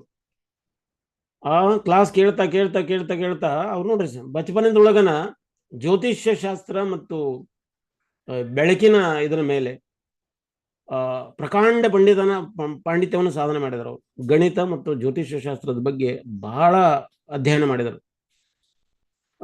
ಯಾವ ವ್ಯಕ್ತಿ ಯಾವ ರೀತಿ ಇದ್ದಾರಂತ ಸಡನ್ ಹೇಳ್ಬೋದಾಗಿತ್ತು, ಹೇಳ್ತಾ ಇದ್ರು. ಅಷ್ಟೊಂದು ನಾಲೆಜ್ ಅವರಲ್ಲಿ ಬೆಳೆದಿತ್ತು. ಅವರ ಈ ಜ್ಯೋತಿಷ್ಯ ಶಾಸ್ತ್ರ ಕಲಿಸುವಂತ ಪಂಡಿತರು ಮತ್ತು ಅವ್ರ ಗುರುಗಳಾದವ್ರು ಏನಿದ್ರಲ್ಲ, ಇಷ್ಟೊಂದು ನಾಲೆಜ್ ನಿನಗೆ ಎಲ್ಲಿಂದ ಬರ್ತದೆ ಅಂತ ಹೇಳ್ತಾ ಇದ್ರು. ಅವ್ರು ಹೇಳೋದು ನಂಗೆ ಗೊತ್ತಿಲ್ಲ, ಭಗವಾನನ ಕೃಪೆ ಅಂತ, ಕೃಷ್ಣನ ಕೃಪೆ ಅಂತ ಹೇಳ್ತಾ ಇದ್ರು. ಹಿಂಗ ಅವರೆಲ್ಲ ಗುರುಗಳು ಏನು ಅವ್ರ ಜ್ಯೋತಿಷ್ಯ ಶಾಸ್ತ್ರ ಮತ್ತು ಗಣಿತ ಹೇಳ್ಕೊಡ್ತಿದ್ರಲ್ಲ, ಅವರೆಲ್ಲ ಸೇರಿಬಿಟ್ಟು ಅವ್ರಿಗೆ ಏನು ಹೇಳಿದ್ರು, ಶ್ರೀ ಸಿದ್ಧಾಂತ ಸರಸ್ವತಿ ಠಾಕೂರ್ ಅಂತ ಅವ್ರ ಹೆಸರು ಕೊಟ್ಟರು. ಸಿದ್ಧಾಂತ ಸರಸ್ವತಿ ಠಾಕೂರ್. ಎದರಲ್ಲಿ ಸಿದ್ಧಾಂತ ಸಾಧನೆ ಮಾಡಿದ್ರು ಅವರು? ಗಣಿತದಲ್ಲಿ ಸಿದ್ಧಾಂತ, ಜ್ಯೋತಿಷ್ಯದಲ್ಲಿ ಸಿದ್ಧಾಂತ ಸಾಧನೆ ಮಾಡಿದ್ದಾರೆ. ಅದಕ್ಕೆ ಅವರು ಸಿದ್ಧಾಂತ ಸರಸ್ವತಿ ಠಾಕೂರ್ ಅಂತ ಹೆಸರು ಕೊಟ್ಟರು. ಅವರು ಅವ್ರ ಮುಂದೆ ಹೋಗಿ ಸನ್ಯಾಸ ಸ್ವೀಕಾರ ಮಾಡ್ಬೇಕಾದ್ರೆ ಅದ್ರ ಜೊತೆಗೆ ಮುಂದೆ ಶ್ರೀ ಮುಂದೆ ಭಕ್ತಿ ಅಂತ, ಶ್ರೀ ಭಕ್ತಿ ಸಿದ್ಧಾಂತ ಸರಸ್ವತಿ ಠಾಕೂರ್ ಅಂತ ಸ್ವತಃ ಭಕ್ತಿ ಸಿದ್ಧಾಂತ ಠಾಕೂರ್ ಅವರು ಗೌರ್ ಕಿಶೋರ್ ಬಾಬಾಜಿಯ ಫೋಟೋದ ಮುಂದ್ಗಡೆ ದಂಡ ಇಟ್ಟು ಆ ಸನ್ಯಾಸ ದಂಡನ ತಗೊಂಡು ಅವರು ಧಾರಣ ಮಾಡ್ತಾರೆ. ಅದ್ಮೇಲೆ ಅವ್ರು ಕೊಡಿಲಿಕ್ಕೆ ಭಕ್ತಿ ಇವರು ಗೌರ್ ಕಿಶೋರ್ ಬಾಬಾಜಿ ಅವರು ಇರಲಿಲ್ಲ, ಆಲ್ರೆಡಿ ಅವರು ಶರೀರ ತ್ಯಾಗ ಮಾಡಿದ್ರು ಅಂತ. ಹಿಂಗ ಭಕ್ತಿ ಸಿದ್ಧಾಂತ ಠಾಕೂರ್ ಅವರು ಸಣ್ಣವ್ರ ವಯಸ್ಸನ್ನು ಬೆಳೀತಾ ಬೆಳೀತಾ ಒಂದು 12 ವರ್ಷ ಆದಮೇಲೆ ಸ್ವತಃ ಅವರು ಈ ಗಣಿತ ಶಾಸ್ತ್ರ ಮತ್ತು ಜ್ಯೋತಿಷ್ಯ ಶಾಸ್ತ್ರದ ಮೇಲೆ ಪಾಂಡಿತ್ಯವನ್ನು ಸಾಧನೆ ಮಾಡಿದರು. ಆ ಟೈಮ್ನಲ್ಲಿ ಮಿಡ್ನಾಪುರದಲ್ಲಿ ಒಂದು ಡಿಬೇಟ್ ನಡೀತು. ಆ ಡಿಬೇಟ್ ಏನಪ್ಪಾ ಅಂದ್ರೆ, ಅದಕ್ಕೆ ಭಕ್ತಿ ವಿನೋದ್ ಠಾಕೂರ್ ಅವರೇ ಡಿಬೇಟ್ನಲ್ಲಿ ಭಾಗವಹಿಸ್ಲಿಕ್ಕೆ ಹೋಗಿದ್ರು. ಆದರೆ ಅವರಿಗೆ ಆರಾಮಿರಲಿಲ್ಲ, ಜೋರಾಗಿ ಜ್ವರ ಬಂದಿತ್ತು. ಅವರು ಕಾಟಿನ ಮೇಲೆ ಮಲ್ಕೊಂಡಿದ್ರು. ಹೇಳ್ತಾರೆ ವಿಮಲಾ ಪ್ರಸಾದ್ಗೆ, ಹೇಳ್ತಾರೆ, ನೋಡಪ್ಪ ನಾಳೆ ಈ ಪ್ರೋಗ್ರಾಮ್ಗೆ ಹೋಗ್ಬೇಕು, ಆದ್ರೆ ನನಗೆ ಹೋಗ್ಲಿಕ್ಕೆ ಆಗೋದಿಲ್ಲ, ನನಗೆ ಜ್ವರ ಉಂಟು, ಆರಾಮಿಲ್ಲ, ದಯವಿಟ್ಟು ನನ್ನ ಬದಲಿಗೆ ನೀನು ಹೋಗು ಅದರಲ್ಲಿ ಅಂತ, ನೀನು ಭಾಗವಹಿಸು. ಆದ್ರೆ ಭಾಗವಹಿಸೋಕ್ಕಿಂತ ಮೊದಲು ನೀನು ಏನು ಮಾತಾಡ್ತಾ ಇದ್ದೀಯ ಅನ್ನೋದನ್ನು ನನಗೆ ಹೇಳಿಬಿಟ್ಟು ಹೋಗು. ಅದಕ್ಕೆ ಭಕ್ತಿ ಸಿದ್ಧಾಂತ ಠಾಕೂರ್ ಅವರು ನೋಟ್ಸ್ ಮಾಡಿದರು. ನೋಟ್ಸ್ ಮಾಡಿ ಅವರಪ್ಪ ಏನು ಕೊಟ್ಟರು. ಅವರಪ್ಪ ಅವರು ಓದಿದ್ರಂತೆ. ಓದಿದಂದ್ರೆ ನಾಳೆ ಒಳ್ಳೆ ಕ್ಲಾಸ್ ಮಾಡ್ತಾನೆ ನೀವು ಅಂತ. ಯಾರು? ವಿಮಲಾ ಪ್ರಸಾದ್ ಏನಿದಾರಲ್ಲ ಅವರು, ಅಂದ್ರೆ ಭಕ್ತಿ ಸಿದ್ಧಾಂತ ಠಾಕೂರ್ ಅವರ ಮೊದಲನೇ ಹೆಸರು. ಅವ್ರು ಹೋದ್ರೆ ಅಲ್ಲಿ ಮಾಯಾವಾದಿ, ಕಾಯವಾದಿ, ಛಾಯಾವಾದಿ ಏನೂ ಅದಾರಲ್ಲ, ಎಲ್ಲರೂ ಒಟ್ಟಿಗೆ ಸೇರಿದ್ರು. ಅದರಲ್ಲಿ ಮಾಯಾವಾದಿಗಳು ಭಗವಾನನಿಗೆ ರೂಪ ಇಲ್ಲ ಅಂತ ಹೇಳ್ತಾರೆ. ಭಗವಾನ್ ನಿರಾಕಾರ, ನಿರ್ಗುಣ, ಅವನಿಗೆ ರೂಪನೇ ಇಲ್ಲ ಅಂತ. ಈಗ ಅನೇಕ ಮಂದಿ, ಈಗ ಅನೇಕ ಈ ಅಬ್ರಾಹಿಂ ರಿಲಿಜನ್ ಕೂಡ ಅವರು ಕೂಡ ಏನೈತಿ, ಭಗವಾನಿಗೆ ರೂಪ ಇಲ್ಲ ಅಂತ ಹೇಳ್ತಾರೆ. 3 ಬಾರಿ ಅವರು ನಮಾಜ್ ಮಾಡ್ತಾರೆ ಅಥವಾ ಉಳಿದು ಪ್ರಾರ್ಥನೆಯನ್ನು ಮಾಡ್ತಾರೆ. ಆ ಪ್ರಾರ್ಥನೆ ಮಾಡ್ಬೇಕಾದ್ರೆ ನಾವು ಪ್ರಾರ್ಥನೆ ಮಾಡ್ತಾ ಇದ್ದೀವಿ ಅಂತಂದ್ರೆ ಬರೀ ಕಿವಿ ಏನಾದ್ರು ಗಾಳಿ ಒಳಗೆ ಟಾಂಗ್ ಹಾಕಿದಾರನ್ರಿ, ಮೇಲೆ ಕಟ್ಟಿದಾರ? ಇಲ್ಲ. ನಮ್ಮ ಪ್ರಾರ್ಥನೆ ನಾವು ಹೇಳ್ತಾ ಇದ್ದೀವಿ, ಪ್ರೇಯರ್ ಮಾಡ್ತಾ ಇದೀವಿ ಅಂತಂದ್ರೆ ಕೇಳಿಸ್ಕೊಳ್ತಾನಂತಂದ್ರೆ ಕೇಳಿಸ್ಕೊಳ್ಳೋ ಅವ್ನ ಕಿವಿ ಇದೆ, ಕಿವಿ ಇತ್ತಂತಂದ್ರೆ ಅವ್ನ ಮುಖ ಇದೆ, ಕಣ್ಣಿದೆ, ಬಾಯಿ ಇದೆ, ಅವನಿಗೆ ಶರೀರ ಇದೆ ಅಂತ. ನಾರ್ಮಲ್ ಇದು ಲಾಜಿಕ್. ಈಗ ಭಗವಾನ್ ಈ ಭೌತಿಕ ಜಗತ್ತನ್ನು ನಿರ್ಮಾಣ, ಬ್ರಹ್ಮ ಸತ್ಯ ಜಗನ್ಮಿತ್ಯ ಅಂತ ಹೇಳ್ತಾರ. ಜಗತ್ತೆಲ್ಲ ಮಿಥ್ಯ, ಸುಳ್ಳು ಅಂತ. ಅದು ಹೆಂಗ್ ಸುಳ್ಳು? ಈ ಜಗತ್ತನ್ನು ಸೃಷ್ಟಿ ಮಾಡಿದ ಇದಕ್ಕೊಂದು ಆಕಾರ ಐತಿ.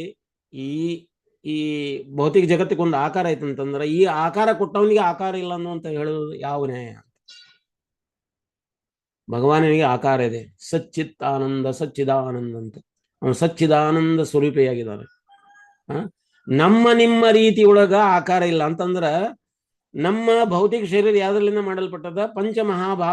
ಭೂತಗಳಿಂದ ಮಾಡಲ್ಪಟ್ಟದ್ದು. ಪಂಚಮಹಾಭೂತಗಳು. ಮಹಾಭೂತಗಳು ಅಂದ್ರೆ ಇವರನ್ನು ಮಣ್ಣು, ನೀರು, ಬೆಂಕಿ, ಆಕಾಶ, ಗಾಳಿ, ಇವೇನದವಲ್ಲ, ಇದ್ರ ಮೂಲಕ ನಮಗೆ ಈ ಶರೀರ ಮಾಡಲ್ಪಟ್ಟದ. ಪರಮಾತ್ಮನ ಶರೀರ ಈ ರೀತಿ ಇಲ್ಲ.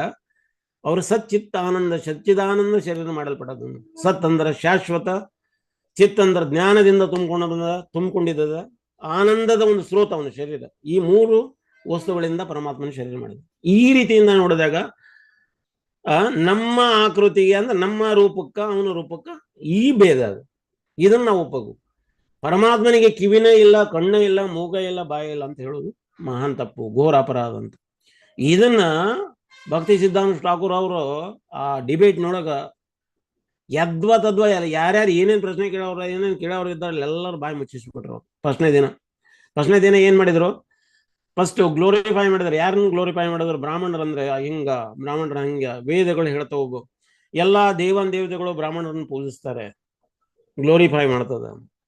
ಇವರೆಲ್ಲ ಬ್ರಾಹ್ಮಣರು ಅನ್ನುವಂತ ತಥಾಕಥಿತ ಬ್ರಾಹ್ಮಣರು ಅನ್ನುವಂತ ಜಾತಿವಾದಿ ಬ್ರಾಹ್ಮಣಗಳು ಏನಿದ್ರಲ್ಲ ಅವರೆಲ್ಲರೂ ಉಬ್ಬಿಕೊಂಡ್ರು. ನಮ್ಮ ಬಗ್ಗೆ ಹೇಳ್ತಾ ಇದ್ರು, ಖುಷಿ ಇವನು ನಮ್ಮ ಒಂದು ಬಂಧು ಅಂತ ತಿಳ್ಕೊಂಡ್ರು. ಎರಡನೇ ದಿನ ಇನ್ನೂ ಅಷ್ಟು ಗ್ಲೋರಿಫೈ ಮಾಡಿದ್ರು. ಮೂರನೇ ದಿನ ಏನ್ ಮಾಡಿದ್ರು? ಬ್ರಾಹ್ಮಣ ಜಾತಿ ಬ್ರಾಹ್ಮಣರಲ್ಲ, ಅಂದ್ರೆ ನಿಮ್ಮ ಬ್ರಾಹ್ಮಣರಲ್ಲ, ಬ್ರಹ್ಮ ಜಾನಾತಿ ಇತಿ ಬ್ರಾಹ್ಮಣ ಅಂತ. ಯಾರು ಆ ಪರಬ್ರಹ್ಮನನ್ನ ಅರ್ಥ ಮಾಡ್ಕೊಂಡಿದಾರ ಅವ್ರು ನಿಜವಾದ ಬ್ರಾಹ್ಮಣರು ಅಂತ. ಯಾರವರು ಪರಬ್ರಹ್ಮ? ಅವ ಕೃಷ್ಣ. ಯಾರ ಕೃಷ್ಣನನ್ನ ಅವರ ಹೆಸರನ್ನು ತಗೊಳ್ತಾರೆ, ಅವರ ಪ್ರಚಾರ ಮಾಡ್ತಾರೆ, ಅವರ ಇದನ್ನ ಮಾಡ್ತಾರೆ, ಅವರು ವೈಷ್ಣವರು ಅಂದ್ರೆ ಈ ಬ್ರಾಹ್ಮಣರಿಗಿಂತನೂ ಉತ್ತಮರು ಅಂತ. ವೇದೇಶು ಸರ್ವೇರ್ ಅಹಮೇವ ವೇದ್ಯೋ ವೇದಾಂತ ಕೃತ್ಯೇವ ವಿದೇಹ ಚಾಂ ಸರ್ವಸ್ಯ ಚಾಹೋ ಹೃದಯ ಸನ್ನಿವಿಷ್ಟೋ ಮತ್ತ ಸ್ಮೃತಿ ಜ್ಞಾನ ಅಪೋಹನಂ ಚ. ಆ ಶ್ಲೋಕದ ಮುಂದಿನ ಇದು ಅಂದ್ರೆ ಎಷ್ಟೆಲ್ಲ ನಾವು ವೇದದ ಒಂದು ಏನು ಗುರಿ ಏನು? ಕೃಷ್ಣನೇ ಹೇಳ್ತಾನೆ, ಸರ್ವೇರ ವೇದ್ಯೋ ಅಹಮೇವ ವೇದ್ಯ ಅಂದ್ರೆ ಎಲ್ಲಾ ವೇದದ ಒಂದು ವೇದಿನೀಯ ಚೀಸ್ ಏನಪ್ಪ ಅಂದ್ರೆ ನಾನು ಅದಿನ. ಅಹಮೇವ ವೇದ್ಯ ಅಂದ್ರೆ ನನ್ನನ್ನೇ ಪೂಜಿಸ್ಬೇಕು. ವೇದಾಂತದ ಕರ್ತೃ ಯಾರು? ವೇದಾಂತದ ಕರ್ತೃ ಯಾರು? ನಾನೇ. ನೀವು ವೇದಾಂತ ಓದ್ತಾ ಇದ್ದೀರ ಅಂದ್ರೆ ಅದರ ವೇದಾಂತ ಓದೋ ಉದ್ದೇಶ ಏನು? ನನ್ನನ್ನು ಅರ್ಥ ಮಾಡ್ಕೊಳ್ಳೋದು. ಹಾಗಾದ್ರೆ ನನ್ನನ್ನೇ ಯಾರು ಅರ್ಥ ಮಾಡ್ಕೊಂಡಿದ್ದಾರೆ ಅವ್ರು ನಿಜವಾದ ಬ್ರಾಹ್ಮಣರು. ಯಾರು ಅದನ್ನ ಅರ್ಥ ಮಾಡ್ಕೊಂಡಿದ್ದಾರೆ? ನಿಜವಾದ ವೈಷ್ಣವರು ಅವರು. ಹಾಗಾದ್ರೆ ಮತ್ತೆ ವೈಷ್ಣವರು ಎಷ್ಟು ಉನ್ನತ ಸ್ಥಿತಿ ಒಳಗಿದ್ದಾರೆ ಅಂತಂದ ಹೇಳ್ಬಿಟ್ಟು ಅವರು ಖಂಡನೆ ಮಾಡ್ತಾರೆ. ಈ ಮಾಯಾವಾದಿ, ಛಾಯಾವಾದಿ, ಕಾಯವಾದಿ ಅನ್ನುವಂಥವ್ರು ಎಷ್ಟೆಲ್ಲದಾರ ಅವ್ರನ್ನೆಲ್ಲರೂ. ಅದಕ್ಕೆ ಚೈತನ್ಯ ಮಹಾಪ್ರಭುಗಳು ಜಗನ್ನಾಥ ಪುರಿಯೊಳಗ ರಥಯಾತ್ರೆ ಮಾಡ್ಬೇಕಾದ್ರಾಗ ಹೇಳ್ತಾರೆ, ಏನ್ ಹೇಳ್ತಾರೆ? ನಹಂ ವಿಪ್ರೋ ನಚ ನರಪತಿ ನಬಿ ವೈಶ್ಯೋ ನ ಶೂದ್ರೋ ನಹಂ ವರ್ಣೆ ನಚ ಗೃಹಪತಿರ್ ನ ವನಸ್ಥೋ ಯತಿರ್ ಕಿಂತು ಪ್ರೋತ್ಯ ನಿಖಿಲ ಪರಮಾನಂದ ಪೂರ್ಣಾಮೃತೇರ್ ಗೋಪೀರ್ ಭರ್ತುರ್ ಪದ ಕಮಲಯೋರ್ ದಾಸ್ ದಾಸ್ ಅನುದಾಸ್ ಅಂತ. ನಹಂ ವಿಪ್ರೋ ನಾನು ಬ್ರಾಹ್ಮಣ ನಲ್ಲ, ನಚ ನರಪತಿ ನಾನು ಕ್ಷತ್ರಿಯನಲ್ಲ, ನಬಿ ನ ವೈಶ್ಯ ನಾನು ಶೂದ್ರನಲ್ಲ, ನ ವರ್ಣ ಯಾವುದೇ ಜಾತಿಯವಲ್ಲ, ನಚ ಗೃಹಪತೀರ್ ನಾನು ಗೃಹಸ್ಥನಲ್ಲ, ನ ವನಸ್ಥೋ ಯತಿ ನಾನು ವನದಲ್ಲಿರುವ ಯತಿಯನಲ್ಲ. ನಾನು ಯಾರು? ನಾನು ಗೋಪಿ ಭರ್ತೋರ್ ಪಾದ ಕಮಲಯೋರ್ ದಾಸ್ ದಾಸ್ ದಾಸ್ ಅನುದಾಸ್ ಅಂತ. ಅಂದ್ರೆ ನಾನು ಯಾರು? ನಾನು ಒಂದು ಜೀವಾತ್ಮ. ಜೈವ ಧರ್ಮದ ಉದ್ದೇಶ ಏನು? ಜೈವ ಧರ್ಮ ಏನ್ ಹೇಳ್ತಾರೆ? ಜೈವ ಅಂದ್ರೆ ಜೀವದ ಧರ್ಮ ಏನ? ನಿಜವಾದ ಧರ್ಮ ಏನಪ್ಪ ಅಂದ್ರ ಕೃಷ್ಣೇರ ನಿತ್ಯದಾಸ್. ಆತ್ಮೇರ ಸ್ವರೂಪ ಹೇ ಕೃಷ್ಣೇರ ನಿತ್ಯದಾಸ. ಆತ್ಮದ ಸಹಿ ಸ್ವರೂಪ ಏನೈತಪ್ಪ ಅಂದ್ರೆ ಕೃಷ್ಣನ ನಿತ್ಯದಾಸ. ಆ ಕೃಷ್ಣನ ನಿತ್ಯ ದಾಸರಾಗೋದ್ರಿಂದ ಆ ದಾಸದ ಭಾವತ್ವ ಇದ್ದಾಗ ಮಾತ್ರ ಆ ಜೀವ ಧರ್ಮ ಪಾಲಿಸ್ಲಿಕ್ಕೆ ಆಗ್ತದೆ, ಇಲ್ಲಾಂದ್ರೆ ಇಲ್ಲ ಅಂತ. ಹಂಗ ಆ ಟೈಮ್ನಲ್ಲಿ ಈ ಅಪಸಂಪ್ರದಾಯಗಳು ಬೆಳೆದಿದ್ವು. 108 ಅಪಸಂಪ್ರದಾಯಗಳಿದ್ವು. ಎಸ್ಪೆಷಲಿ 13 ಮೇನ್ ಅಪಸಂಪ್ರದಾಯಗಳಿದ್ವು ಚೈತನ್ಯ ಮಹಾಪ್ರಭುಗಳ ಕಾಲದ ಟೈಮ್ನಾಗ.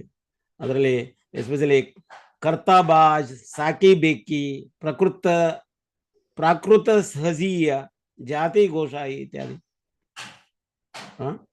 ಈ ಜಾತಿ ಗೋಷಾಯಿ ಅಂದ್ರೆ ಚೈತನ್ಯ ಮಹಾಪ್ರಭುಗಳ ಒಂದು ಸಂಪ್ರದಾಯದಲ್ಲಿ ಬಂದವರು ಅವರೇ ದೊಡ್ಡ ಗೋಸಾಯಿಗಳು ಅಂತ, ಗೋಸ್ವಾಮಿಗಳು ಅಂತ, ಗೋಸ್ವಾಮಿಗಳಂತ. ಅಂದ್ರೆ ಆ ಜಾತಿ ಒಳಗೆ ಹುಟ್ಟಿದೀವಿ, ಅದಕ್ಕೆ ನಾವು ಆ ಜಾತಿಯ ಊರು ಅಂತ. ಭಕ್ತಿ ಸಿದ್ಧಾಂತ ಠಾಕೂರ್ ಅವರು ಈ ಡಿಬೇಟ್ನಲ್ಲೇ ಕೇಳ್ತಾರೆ, ಬ್ರಾಹ್ಮಣರು ಅಂದ್ರೆ ಹೇಗೆ ಅಂತ ಕೇಳಿದಾಗ ಅವ್ರ ವಿರುದ್ಧ ಇರೋರು ಹೇಳ್ತಾರೆ, ಯಾರು ಬ್ರಾಹ್ಮಣಿಯ ಗರ್ಭದಿಂದ ಹೊರಗೆ ಬಂದಾರ ಅವರು ಬ್ರಾಹ್ಮಣರು ಅಂತ. ಹಾಗಾದ್ರೆ ಆ ಬ್ರಾಹ್ಮಣಿಯ ಗರ್ಭದಿಂದ ಪ್ರಸವ ಆಗ್ಬೇಕಾದ್ರೆ ಅನೇಕ ಕೀಡೆಗಳು ಬರ್ತಾವ. ಆ ಕೀಡೆಗಳು ಕೂಡ ಗರ್ಭದಿಂದ ಬಂದಿರೋದ್ರಿಂದ ಅದು ಕೂಡ, ಆ ಕೀಡೆ ಕೂಡ ಬ್ರಾಹ್ಮಣನನು, ಅದಕ್ಕೂ ನೀವೇನಾದ್ರು ಜನಿವಾರ ಹಾಕ್ತಾರೇನೋ ಅಂತ ಕೇಳ್ತಾರ ಅವ್ರು. ಆ ಗರ್ಭದಿಂದ ಹುಟ್ಟಿ ಬಂದಿದ್ದಕ್ಕೆ ಮಾತ್ರ ನಾವು ಬ್ರಾಹ್ಮಣನನ್ನು ಒಪ್ಪೋದಾದ್ರೆ, ಚೈತನ್ಯ ಮಹಾಪ್ರಭುಗಳು ಅದನ್ನು ಒಪ್ಪೋದಿಲ್ಲ. ಚೈತನ್ಯ ಮಹಾಪ್ರಭುಗಳು ಏನ್ ಹೇಳ್ತಾರ, ಈ ಶ್ಲೋಕ ಹೇಳ್ತಾರ, ನ ವಿಪ್ರೋ ನ ನರಪತಿ ನ ಬಿ ವಿಶ್ರು ನ ವರ್ಣೆ ನ ಚ ಗ್ರಹಪತಿ ನ ವನಸ್ಥೋ ಇತಿ ಅಂತ. ನಾನು ಅಲ್ಟಿಮೇಟ್ ಏನು, ನಿಖಿಲ ಪರಮಾನಂದ ಪೂರ್ಣಾಮೃತೇರ್ ಗೋಪಿ ಭರ್ತೂರ್ ಪಾದಕಮಲಯೋರ್ ದಾಸ್ ದಾಸ್ ದಾಸ್ ಅನುದಾಸ್ ಅಂತ. ಅಂದ್ರೆ ಇದ್ರೊಳಗೆ ನಮ್ಗೆ ಯಾವುದೂ ಅಲ್ಲ ಅಂತ. ಇದು ನಾವೇನು ಒಂದು ಶುದ್ಧ ಆತ್ಮ. ಅದಕ್ಕೆ ಕನ್ನಡದಲ್ಲಿ ಕನಕದಾಸರು ಹೇಳಿದ್ರು, ನೀನು ಹೋಗ್ತೇನೋ ವೈಕುಂಠಕ್ಕ ಅಂದಾಗ, ನಾನು ಹೋದೇನು ಅಂತ ಹೇಳಿದ್ರು ಅವ್ರು. ಉಳಿದವ್ರು ಎಲ್ಲರೂ ಸಿಟ್ಟು ಬರ್ತದ, ಏನಪ್ಪ ಇವ ಒಬ್ಬವನು ಹೋಗ್ತಾನ, ನಾವೆಲ್ಲ ಹೋಗುದಿಲ್ಲ ಅಂತ. ಅದನ್ನ ಇನ್ನೂ ಸ್ವಲ್ಪ ಬಿಡಿಸಿ ಹೇಳು ಅಂತ ವ್ಯಾಸದ ಇರ್ತಾರೆ. ಕೇಳಿದಾಗ ಹೇಳ್ತಾರೆ ಅವರು, ನಾನು ಅನ್ನುವಂತ ಅಹಂಕಾರ ಎಲ್ಲಿವರೆಗೆ ಆತ್ಮಕ್ಕೆ ಅಂಟಿಕೊಂಡಿರ್ತದ ಅಲ್ಲಿವರೆಗೂ ಆತ್ಮ ಇಲ್ಲೇ ಇರ್ತದ. ಯಾವಾಗ ಆತ್ಮದಿಂದ ಈ ನಾನು ಅನ್ನುವಂತ ಅಹಂಕಾರ ಹೊರಟು ಹೋಗ್ತದ,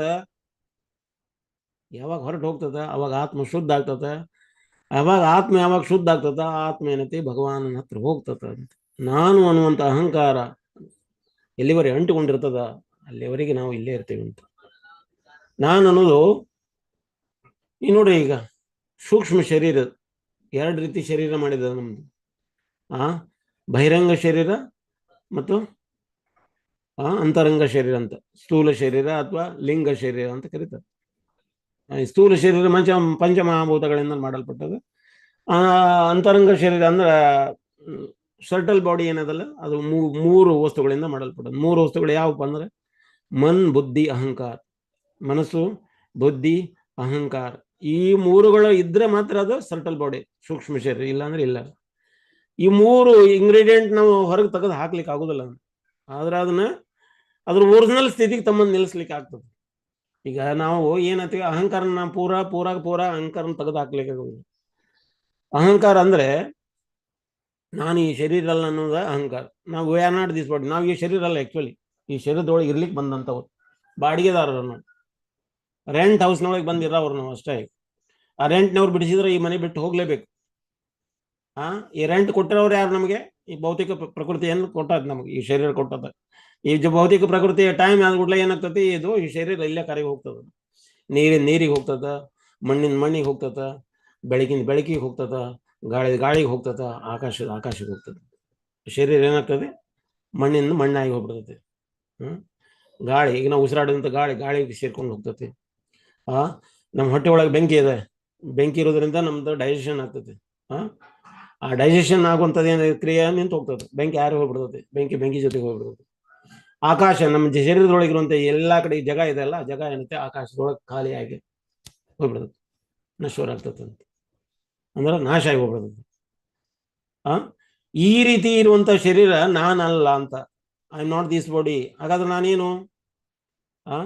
ನಾನು ಒಂದು ಆತ್ಮ. ಏನ್ ಮಾಡ್ತದ, ಈ ಶರೀರ ಬಿಟ್ಟು ಇನ್ನೊಂದು ಶರೀರ, ಇನ್ನೊಂದು ಶರೀರ ಟ್ರಾನ್ಸ್ಫರ್ ಆಗ್ತಾನೆ ಹೋಗ್ತದೆ. ದೇಹೋ ಅಶ್ವಿನೋ ಯಥಾದೇಹಿ ಕೌಮಾರಂ ಯೌವನಂ ಜರ ತತ ದೇಹಾಂತರ ಪ್ರಾಪ್ತಿ ಧೀರಸ್ನ ತತ್ರ ಮುಯ್ಯತಿ. ಈ ಶರೀರ ಬದಲಾಗ್ತಾನೆ ಇರ್ತತಿ ಅಂತ. ಇದನ್ನ ಚೈತನ್ಯ ಮಹಾಪ್ರಭುಗಳು ಹೇಳ್ಬೇಕತ್ತಾರ, ನಾವು ಈ ಶರೀರ ಅಲ್ಲ ಅಂತ. ಹಿಂಗ ಅಪಸಂಪ್ರದಾಯಗಳು ಏನದವಲ್ಲ, ಅಪಸಂಪ್ರದಾಯಗಳನ್ನ ಪೂರ ಖಡಾಖಂಡಿತವಾಗಿ ತೋಡ್ಪಾಡು ಮಾಡಿದ್ರು. ಕಟ್ ಮಾಡಿ ಹೋಗೋದು ಹಾಕ್ಬಿಟ್ರು ಅವ್ರು. ಯಾರು? ಭಕ್ತಿ ಸಿದ್ಧಾಂತ ಠಾಕೂರ್ ಅವರು. ಅವ್ರು ಅನೇಕ ಮಂದಿ ವಿರೋಧಿಗಳನ್ನಾದ್ರು. ಆಕ್ಚುಲಿ ಭಕ್ತಿ ಸಿದ್ಧಾಂತ ಠಾಕೂರ್ ಅವ್ರು ಯಾರು ಗೊತ್ತಾ? ನಯನ ಮಂಜರಿ ಅಂತ. ಗೋಪಿಯರ ಅಸಿಸ್ಟೆಂಟ್ ಏನಿರ್ತಾರಲ್ಲ ಮಂಜರಿಯರು, ಮಂಜರಿಯರ ಅಸಿಸ್ಟೆಂಟ್ ಏನಿರ್ತಾರಲ್ಲ ಅವ್ರು ನಯನ ಮಂಜರಿಯರು. ಮತ್ತು ಅವರ ನಯನ ಮಂಜರಿಯ ಅಸಿಸ್ಟೆಂಟ್ಸ್ ಇರ್ತಾರೆ, ಅದರಂಗ ಪ್ರಭುಪಾದ ಅಂತ ಹೇಳ್ತಾರೆ. ಪ್ರಭುಪಾದವರ ಭಕ್ತಿ ಸಿದ್ಧಾಂತ ಠಾಕೂರ್ ಅವರ ಅಸಿಸ್ಟೆಂಟ್ಸ್ ಅಂತ. ಹಿಂಗ ಸಹಜಿಯರು ಅನೇಕ ಮಂದಿ ಏನ್ ಹೇಳ್ತಾರೆ, ಸಹಜಿಯ ಪಂಥವನ್ನು ಫಾಲೋ ಮಾಡೋರು ಒಬ್ರು ಹೇಳ್ತಾ ಇದ್ರು, ರಾಧೆ ರಾಧೆ ರಾಧೆ ರಾಧೆ ರಾಧೆ ಜಾಗೋ ರಾಧೆ ಜಾಗೋ ರಾಧೆ ಜಾಗೋ ಜಾಗೋ ರಾಧೆ ರಾಧೆ ಜಾಗೋ ಅಂತ. ಭಕ್ತಿ ಸಿದ್ಧಾಂತ ಠಾಕೂರ್ ಅವ್ರ ಹಿಂದೆ ಬಂದು ಅವರಿಗೆ ಬೆನ್ ಚಪ್ಪರಿಸಿ ಹೇಳ್ತಾರೆ, ಮೊದಲು ನೀನ್ ಜಾಗೋ, ನೀ ಎದ್ದೇಳು ಮೊದಲು, ಆಮೇಲೆ ರಾಧಾರಾಣಿ ಹೇಳ್ತಾಳಂತ. ಅವರಿಗೆ ಎಲ್ಲಿ ಭಕ್ತಿ ಸಿದ್ಧಾಂತ ಠಾಕೂರ್ ಅವ್ರು ಬರ್ತಾರ ಅಂತಂದ್ರೆ ಇವ್ರು ಸಹಜಿಯ ಅಥವಾ ಅಪಸಂಪ್ರದಾಯದಲ್ಲಿ ಗಡಗಡ ನಡೆಸ್ತಾ ಇದ್ರು. ಅಂದ್ರೆ ನಮ್ದೆಲ್ಲ ಇದನ್ನ ಬುಡುಮೇಲ್ ಮಾಡ್ತಾರಂತ ಇವ್ರು. ಒಮ್ಮೆ ಪರಮಹಂಸ ಯಾರೋ ಪರಮಹಂಸರು ಭೇಟಿ ಆದ್ರು ಭಕ್ತಿ ಸಿದ್ಧಾಂತ ಠಾಕೂರ್ಗೆ. ಅವರು ಕೂಡ ಹೆದರ್ತಾ ಇದ್ರು, ಪರಮಹಂಸರು ಕೂಡ ಹೆದರ್ತಾ ಇದ್ರು. ಅವ್ರ ಶಿಷ್ಯರಿಗೆ ಹೇಳ್ತಾ ಇದ್ರು, ಅವ್ರು ಬಂದ್ರ ಅಂದ್ರ ನಿತಾಯ್ ಗೌರಾಂಗ ಅಂತ ಹೇಳ್ತಾನೆ ಇರು ಅಂತ. ಗೌರನಿತಾಯಿಗ ಹೆಸರು ಹೇಳ್ರಿ ನೀವು, ಅವ್ರ ಅಸಿಸ್ಟೆಂಟ್ ಹೇಳ್ತಾ ಇದ್ರು, ನೀವು ಗೌರನಿತಾಯಿ ಹೆಸರು ತಗೊಳ್ರಿ ಅಂತ ಪರಮಹಂಸರು. ಅವರು ಕೂಡ ಹೆದರ್ತಾ ಇದ್ರು. ಈಶ್ವರ ಚಂದ ವಿದ್ಯಾಸಾಗರ್ ಭಕ್ತಿ ಸಿದ್ಧಾಂತ ಠಾಕೂರ್ ಕೇಳಿದ್ರು, ನೀವು ಅದನ್ನೆಲ್ಲ ಹೇಳ್ತಾ ಇದ್ರಿ, ಭಗವಾನನ ಹೆಸರು ಹೇಳ್ರಲ್ಲ, ಭಗವಾನನ ಹೆಸರು ಪ್ರಚಾರ ಮಾಡ್ರಿ ಅಂತ. ಅವ್ರಿಗೆ ಹೇಳಿದಾಗ್ಲಿಲ್ಲ. ಒಂದ್ ಟೈಮ್ ಏನೋ ಒಂದು ಶ್ಲೋಕ ಹೇಳಕ್ ಪ್ರಯತ್ನ ಮಾಡಿದ್ರು. ಆ ಶ್ಲೋಕದಲ್ಲಿ ಭಗವಾನನ ಚರಣ ಇದೆ ಅಂತ ಅಷ್ಟ, ಭಗವಾನನ ಪಾದ ಇದೆ ಅಂತ ಅಷ್ಟೇ ಹೇಳ್ತಿದ್ರಿ. ಅವನ ಪಾದ ಐತಂತಂದ್ರೆ ಅವ್ನ ಶರೀರನೇ ಇರ್ಬೇಕಲ್ಲ, ಯಾಕೆ ಹೇಳಿಕ್ ಆಗ್ತಾ ಇಲ್ಲ ನಮ್ಗಂತ.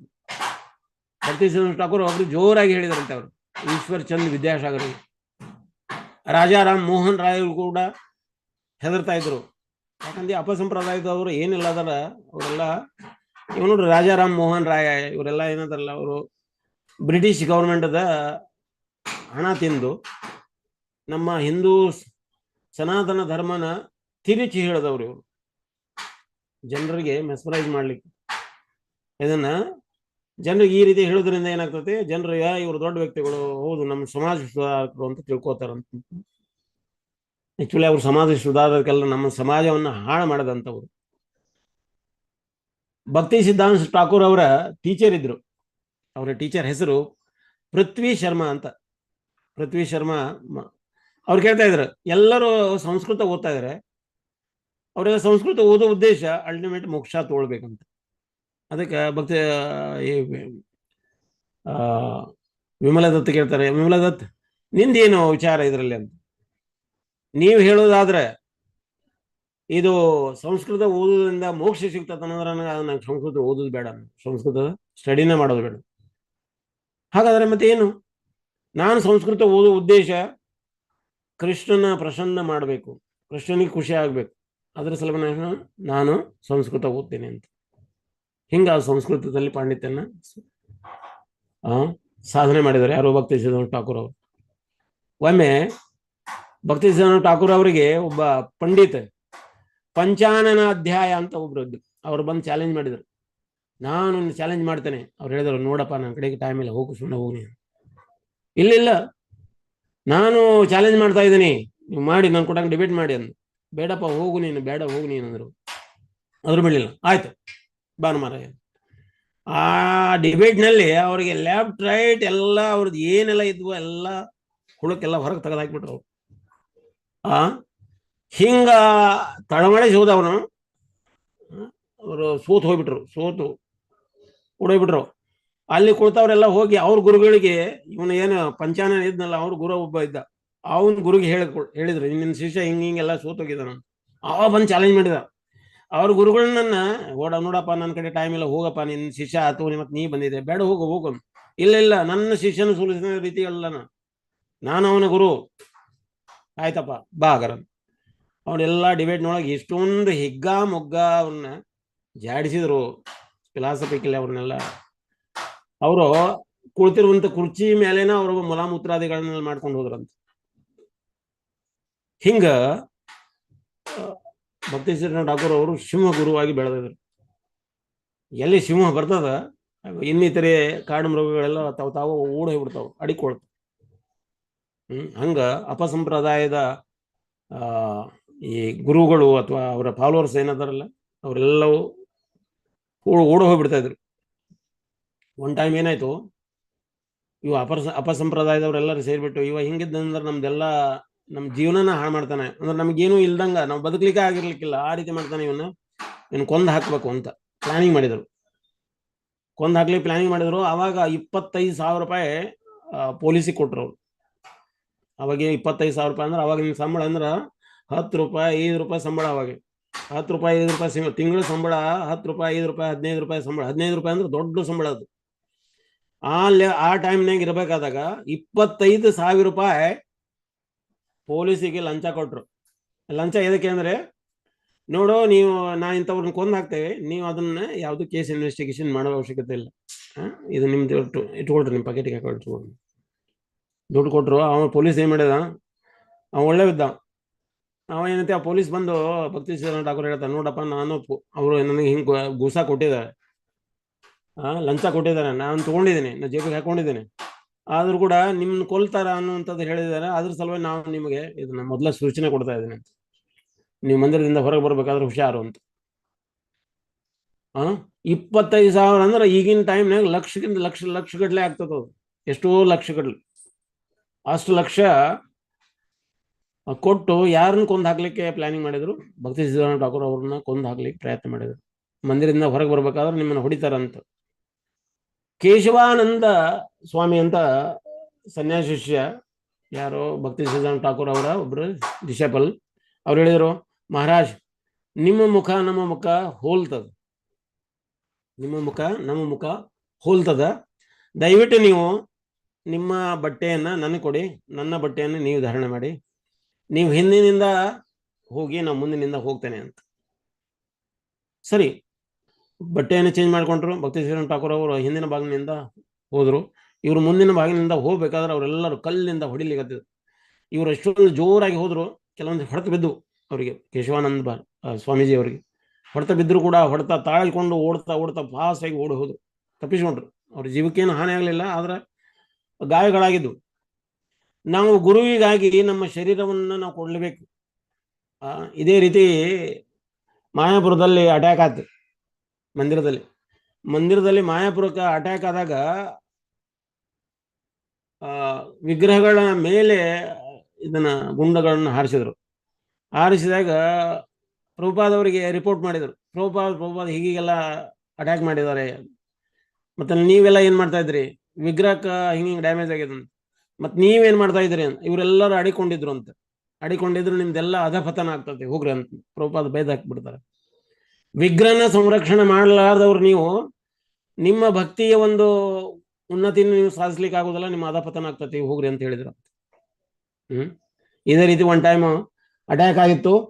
ರಾಧಾರಾಣಿಯ ಮೂರ್ತಿನ ಅವರು ಪಂಚಲೋಹದ ಮೂರ್ತಿ ಇದ್ವು, ಯಾರು ಮುಸಲ್ಮಾನರು ಅಟ್ಯಾಕ್ ಮಾಡಿದ್ರು. ರಾಧಾರಾಣಿ ಮೂರ್ತಿನ ಹೊತ್ಕೊಂಡು ಹೋಗ್ಲಿಕ್ಕೆ ಭಕ್ತಿ ರಾಘವ ಮಹಾರಾಜರು ಪೂಜಾರಿಯಾಗಿದ್ರು.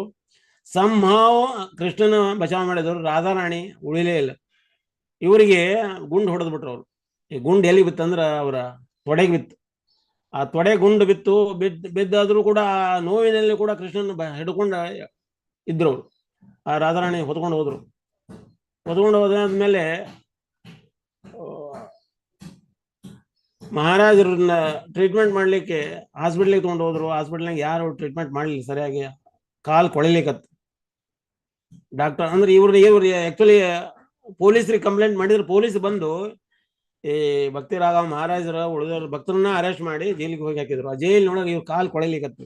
ಯಾವಾಗ ಕಾಲು ಕೊಳತು ಹೊಲಸ್ನಾರ್ಲಿಕ್ಕತ್ತು ಅವಾಗ ಅವ್ರನ್ನ ಹಾಸ್ಪಿಟ್ಲಿಗೆ ಸೇರಿಸಿದ್ರು. ಹಾಸ್ಪಿಟ್ಲಿಗೆ ಹೋದ್ರು, ಇದು ಕಾಲು ಕೊಳ್ತಿದೆ, ಇದನ್ನ ಕಾಲು ಕಟ್ ಮಾಡ್ಬೇಕು, ಇಲ್ಲಿ ಇವರಿಗೆ ಕಟ್ಟ ಮಾಡ್ಲಿ. ಅವಾಗ ಮಹಾರಾಜರು ಕೇಳಿದಾನೆ, ಇದು ಕಾಲು ಕಟ್ ಮಾಡ್ತೀವಿ, ಏನ್ ಮಾಡ್ಬೇಕಾಗ್ತದೆ, ನಿಮ್ಮ ಒಪಿನಿಯನ್ ಏನು? ಇದು ಒಂದೇ ಕಾಲಲ್ಲ, 2 ಕಾಲು ಕಟ್ ಮಾಡ್ಲಿಕ್ಕೆ ಆದ್ರೂ ನಾ ರೆಡಿ ಇದ್ದೇನೆ, ರಾಧಾರಾಣಿ ವಾಪಸ್ ಸಿಗುವುದಾದ್ರ ಅಂತ. ಅವ್ರ ಕಾಲನ್ನು ಕಟ್ ಮಾಡಿದ್ದಾರೆ. ಈಗ ಭಕ್ತಿ ರಾಘವ ಅವ್ರ ಮಹಾರಾಜರು ಒಂದು ಕಾಲಿಲ್ಲ. ಪ್ರಭುಪಾದ ಅವರು ಹೇಳ್ತಾರೆ, ರಾಧಾರಾಣಿ ಸಲುವಾಗಿ ನೀನು ಒಂದು ಕಾಲು ಕೊಟ್ಟಿದೀಯಾ, ನಿನ್ನ ಸಲುವಾಗಿ ಭಗವಾನ್ ನಿನಗಾಗಿ ಜಗನ ಮೀಸಲಾಗಿ ಇಟ್ಟಿರ್ತಾರ ಅಂತ ಪ್ರಭುಪಾದ ಅವರು ಹೇಳ್ತಾರಂತೆ. ಹೀಗೆ ನಾವು ನಮ್ಮ ಇದರ ಮೇಲೆ ಅಟ್ಯಾಕ್ ಆದ್ರೆ ಮೊದಲು ವಿಗ್ರಹಗಳನ್ನ ಸಂರಕ್ಷಣೆ ಮಾಡಬೇಕು, ಎರಡನೇದು ಬುಕ್ಸ್ ಅನ್ನ ಸಂರಕ್ಷಣೆ ಮಾಡಬೇಕು ಅಂತ. ಮಾಯಾಪುರದಲ್ಲಿ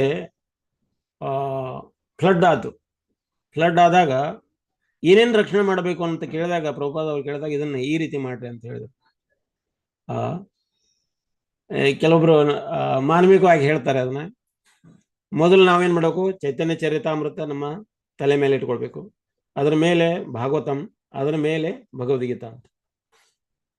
ಯಾವಾಗ ನಾವು ನೀರಿನಲ್ಲಿ ನಡೆದು ಹೋಗ್ತಾ ಇದೀವಿ, ನಾವು ಬಹಳ ಭಾರ ಆಗ್ಲಿಕ್ಕೆ ನನ್ನ ನೀರಲ್ಲಿ ಮುಳುಗ್ತೇವೆ ಅಂತಂದ್ರೆ ಭಗವದ್ಗೀತಾ ತೆಗೆದು ನೀರಿನಲ್ಲಿ ಬಿಡಬೇಕಂತ. ಆಮೇಲೆ ಮತ್ತೆ ಮುಂದೆ ಹೋಗ್ಲಿಕ್ಕೆ ಪ್ರಯತ್ನ ಮಾಡ. ಆದ್ರೂ ಕೂಡ ಅದು ಭಾರ ಆಗ್ಲಿಕ್ಕೆ ನಾನು ಈ ನೀರಿನಲ್ಲಿ ಮುಳುಗ್ತೇನೆ ಅಂದ್ರೆ ಭಾಗವತಂ ಇಳಿಸ್ಬೇಕಂತ. ಈಗ ಚೈತನ್ಯ ಚರಿತಾಮೃತ ಐತಿ, ಅದು ಭಾರ ಆಗ್ಲಿಕ್ಕೆ ಅಂತಂದ್ರೆ ಚೈತನ್ಯ ಚರಿತಾಮೃತ ಇಳಿಸುವಂಗಿಲ್ಲ, ಅದ್ರ ಜೊತೆಗೆ ನೀನು ಕೂಡ ಮುಳುಗಿ ಹೋಗು ಅಂತ ಹೇಳಿದ್ರಂತೆ.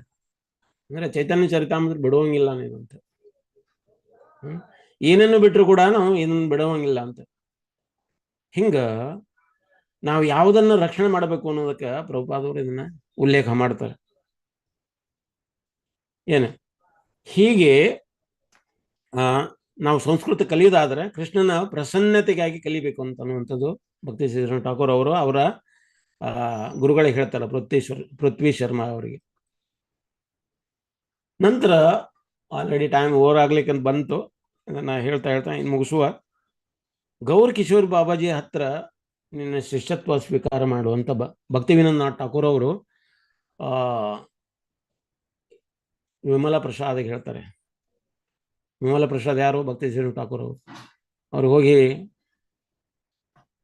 ಗೌರ್ ಕಿಶೋರ್ ಬಾಬಾಜಿ ಅವರಿಗೆ ಹೋಗಿ ಪ್ರಣಾಮ ಮಾಡ್ತಾರೆ. ಪ್ರಣಾಮ ಮಾಡಿ ಕೇಳ್ತಾರೆ, ಯಾಕಪ್ಪ ಯಾಕೆ ಬಂದಿದ್ದು ಅಂತ ಕೇಳ್ತಾರೆ. ಇಲ್ಲ, ನಾನು ನಿಮ್ಮ ಶಿಷ್ಯನಾಗಿ ಸ್ವೀಕಾರ ಮಾಡ್ರಿ, ಹರಿನಾಮ್ ದೀಕ್ಷಾ ಕೊಡ್ರಿ ಅಂತ ಹೇಳ್ತಾರೆ.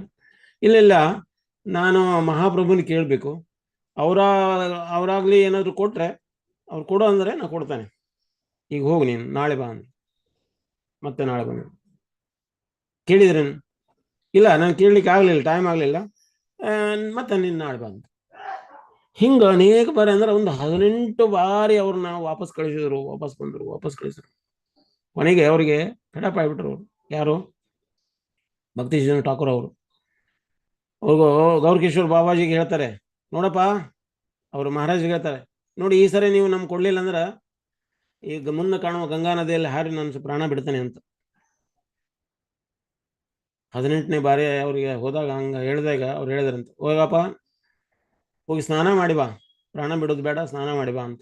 ಸ್ನಾನ ಮಾಡಿ ಬಂದಾದ್ಮೇಲೆ ಅವರಿಗೆ ದೀಕ್ಷಾ ಕೊಡ್ತಾರೆ. ಆ ದೀಕ್ಷಾದ ಹೆಸರು ಏನು? ಅವ್ರಿಗೆ ಶ್ರೀ ವಾರ್ಷಭಾನುದೇವಿ ದಯಿತಾ ದಾಸ್ ಅಂತ.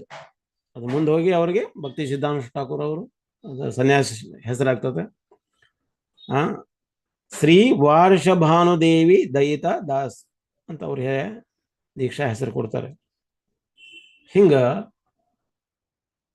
ಗೌರ್ ಕಿಶೋರ್ ಬಾಬಾಜಿ, ಆಕ್ಚುಲಿ ಗೌರ್ ಕಿಶೋರ್ ಬಾಬಾಜಿ ಹೇಳ್ತಾರ, ಅಲ್ಲ ನೀನು ಒಬ್ಬ ಪ್ರಕಾಂಡ ಪಂಡಿತ ನಾನೆಲ್ಲರ ದೀಕ್ಷಾ ಕೊಡೋದಂದ್ರೆ ಹೆಂಗೆ ಅಂತ.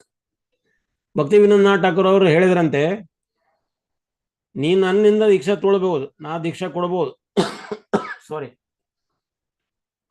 ದೀಕ್ಷಾ ಕೊಡಬಹುದು, ನಾನು ಕೊಟ್ರೆ ಮುಂದೆ ಬರುವ ಜನರೇಷನ್ ಹೇಳ್ತದೆ, ಅಪ್ಪ ತನ್ನ ಮಗ ಅಂತ ಹೇಳ್ಬಿಟ್ಟು ಪ್ರೀತಿಯಿಂದ ನಾನು ಕೊಟ್ಟಿದ್ದೇನೆ ಅಂತ.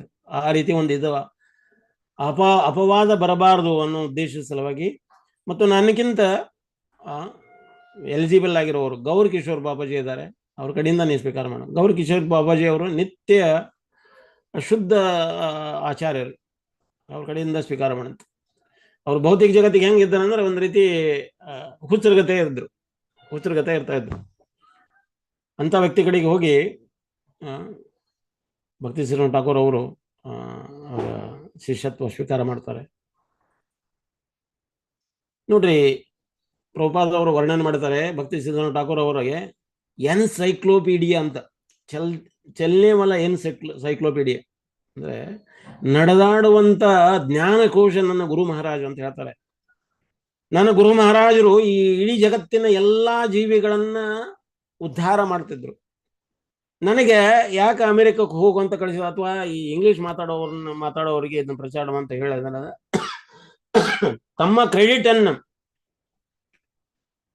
ಕ್ರೆಡಿಟ್ ತಾವು ತಗೊಳ್ಳೋದನ್ನ ತನ್ನ ಶಿಷ್ಯನಿಗಾಗಿ ಸಿಗಿಲ್ಲ ಅಂತ ಹೇಳ್ಬಿಟ್ಟು ನನಗಾಗಿ ಇಟ್ಟಿದ್ದಾರೆ ಅಂತ ಹೇಳ್ತಾರೆ ಪ್ರಭುಪಾದ. ಅಂದ್ರ ಪ್ರಭುಪಾದ ಅವರು ತಮ್ಮ ಗುರು ಮಹಾರಾಜರ ಬಗ್ಗೆ ಎಷ್ಟೊಂದು ಪೂಜ್ಯನೀಯ ಭಾವದ. ಅವ್ರು ಹೇಳ್ತಾರೆ, ಪ್ರಭುಪಾದ ಅವ್ರು ಹೇಳ್ತಾರೆ, ನಾನು ಅಮೆರಿಕ ಬಂದಾಗ ನಾ ಒಬ್ಬಂಟಿ ಅನಿಸ್ಲಿಲ್ಲ ಅಂತ. ಒಬ್ಬಂಟಿ ಅಂದ್ರೆ ನಾ ಒಬ್ಬನೇ ಇದ್ದೀನಿ ಅಂತ. ಏಕಾಂತ ಮನೋಭಾವ ನನ್ನಲ್ಲಿ ಬರಲಿಲ್ಲ. ಯಾವಾಗಲೂ ನನ್ನ ಜೊತೆ ನನ್ನ ಗುರು ಮಹಾರಾಜ್ ಇದ್ದಾರೆ ಅಂತ. ನಾ ಎಲ್ಲಿ ಹೋದ್ರು ನಾ ಎಲ್ಲಾ ಕಡೆ ನನ್ನ ಗುರು ಮಹಾರಾಜರನ್ನ ನೆನೆಸ್ಕೊಳ್ತೇನೆ, ನಾನು ನೋಡ್ತೇನೆ. ಅಲ್ಟಿಮೇಟ್ ನಂದು ನಾ ಏನೇ ಮಾಡಿದ್ರು ಕೂಡ ಯಾವುದೇ ಒಂದು ಕ್ರೆಡಿಟ್ ಬಂದ್ರು ಕೂಡ ನನ್ನ ಗುರು ಮಹಾರಾಜರು ಹೇಳ್ತದೆ. ಪ್ರಭುಪಾದವರೊಮ್ಮೆ ಕ್ಲಾಸ್ ಕೊಡ್ತಾ ಇದ್ರು. ಕ್ಲಾಸ್ ಕೊಡ್ಬೇಕಾದ್ರೆ ಭಕ್ತಿ ಸಿದ್ಧಾನುಷ್ ಠಾಕೂರ್ ಅವರ ಒಂದು ಫೋಟೋ ಹಿಡ್ಕೊಂಡು ಭಕ್ತರ ಮುಂದೆ ಹಿಂಗಾಸಿ ಹೋದ್ರು. ಅವ್ರು ಅಲ್ಲಿ ಏನೋ ಹಾಕ್ಲಿಕ್ಕೆ ಬರೇ ಫೋಟೋ ನೋಡ್ತಾನೆ ಪ್ರಭುಪಾದ ಅವ್ರೇನು ಅಲ್ಲಿಂದನೇ ಅವರು ನಮಸ್ಕಾರ ಮಾಡಿದ್ರು. ವ್ಯಾಸಾಸನ ಮೇಲೆ ಕುತ್ಕೊಂಡ ನಮಸ್ಕಾರ ಮಾಡ್ತಾರೆ. ನನ್ನ ಗುರು ಮಹಾರಾಜರು ಹೋಗ್ತಾ ಇದಾರೆ ಅಂತ. ಬರೀ ಫೋಟೋ ಅಲ್ಲ, ನನ್ನ ಗುರು ಮಹಾರಾಜರು ಹೋಗ್ತಾ ಇದ್ದಾರೆ ಅಂತ. ಅಂದ್ರೆ ಎಷ್ಟೊಂದು ಭಾವನಾತ್ಮಕವಾಗಿ ಅವ್ರ ಜೊತೆಗೆ ಜೋಡಿಸ್ಕೊಂಡಿದ್ದಾರೆ ಅಂತ. ಅಂದ್ರೆ ಇವರು ಯಾವುದೇ ಸಾಧಾರಣವಾದ ಜೀವ ಅಲ್ಲ ಅಂತ. ನಾವು ಕ್ಲಾಸಿನ ಮೊದಲು ಹೇಳ್ತಾ ಇದ್ವಿ, ಅವರ ಆವಿರ್ಭಾವ ಅಂತ ಕರಿತೀವಿ ಅಂತ. ಭಕ್ತಿ ಸಿದ್ಧಾಂತ ಠಾಕೂರ್ ಅವರ ಆವಿರ್ಭಾವ ಅಥವಾ ಅವರ ತಿರೋಭಾವ ಅಂತ ಕರಿತೇವೆ. ಅಂದ್ರೆ ಅವರ ಈ ಜಗತ್ತನ್ನ ಬಿಟ್ಟು ಮರಳಿ ಹೋಗಿದ್ದು ಯಾವುದೇ ಸಾಧಾರಣ ವ್ಯಕ್ತಿ ಅಲ್ಲ ಅವರು. ಭಗವಾನ್ ಈ ಜಗತ್ತಿಗೆ ಬರಬೇಕಾದ್ರೆ ಇಳಿದು ಬರ್ತಾರಂತೆ. ಅಂದ್ರೆ ಮೇಲಿನ ಮುಂಜಾನೆಯಿಂದ ಮೇಲಿನ ಮಹಡಿಗಳಿಂದ ಕೆಳಗೆ ಲಿಫ್ಟ್ ಮೂಲಕ ಇಳಿದು ಬರ್ತೀವಲ್ಲ, ಅದು ಇಳಿದು ಬರ್ತೀವಂತ. ಅವತಾರ ಅಂದ್ರೆ ಅವತಾರ ಅಂದ್ರೆ ಕೆಳಗೆ ಇಳಿದು ಬರುವಂತ. ಭಗವಾನ್ ವ್ಯೋಮ ಜಗತ್ತಿನಿಂದ ಭೌಮ ಜಗತ್ತಿಗೆ ಇಳಿದು ಬಂದ್ರು ಅಂತ. ವ್ಯೋಮ ಜಗತ್ತಿನಿಂದ ಭೌಮ ಜಗತ್ತಿಗೆ ಇಳಿದು ಬಂದ್ರು. ಹಂಗ ಮಹಾನ್ ಶುದ್ಧ ಭಕ್ತರು ಆಚಾರ್ಯರು ಏನದಲ್ಲ, ಅವರು ಕೂಡ ಆ ಶುದ್ಧ ಜಗತ್ತಿನಿಂದ ಅಂದ್ರೆ ವ್ಯೋಮ ಜಗತ್ತಿನಿಂದಾನ ಇಳಿದು ಬಂದ್ರು. ಎದಕ್ ಬಂದ್ರು? ನಮ್ಮನ್ನ ಕಂಡೀಷನ್ ಲೈಫ್ ಅನ್ನೋಂಥ ಈ ಜೀವ ಅದವಲ್ಲ, ಜೈವ ಅದವಲ್ಲ, ಆ ಜೀವಿಗಳನ್ನು ಉದ್ಧಾರ ಮಾಡೋ ಸಲುವಾಗಿ ಅವರು ಇಳಿದು ಬರ್ತಾರೆ. ಇಳಿದು ಬಂದು ಈ ರೀತಿ ಅಪಸಂಪ್ರದಾಯಗಳನ್ನ 90% ಅವ್ರ ಶಕ್ತಿನ ಅಪಸಂಪ್ರದಾಯಗಳನ್ನ ಹೊಡೆದು ಓಡಿಸ್ಲಿಕ್ಕೆ ಪ್ರಯತ್ನ ಮಾಡ್ರು. ಅವ್ರ ಶಿಷ್ಯರೊಬ್ರು ಕೇಳ್ತಾರೆ, ಮಹಾರಾಜ್ ನಿಮ್ ಜೀವನ ಎಲ್ಲ ಪೂರಾ ಅಪಸಂಪ್ರದಾಯ ಸಲುವಾಗಿನ ಹೋರಾಟ ಮಾಡೋದ್ರಲ್ಲೇ ಹೋಯ್ತು ಅಂತ.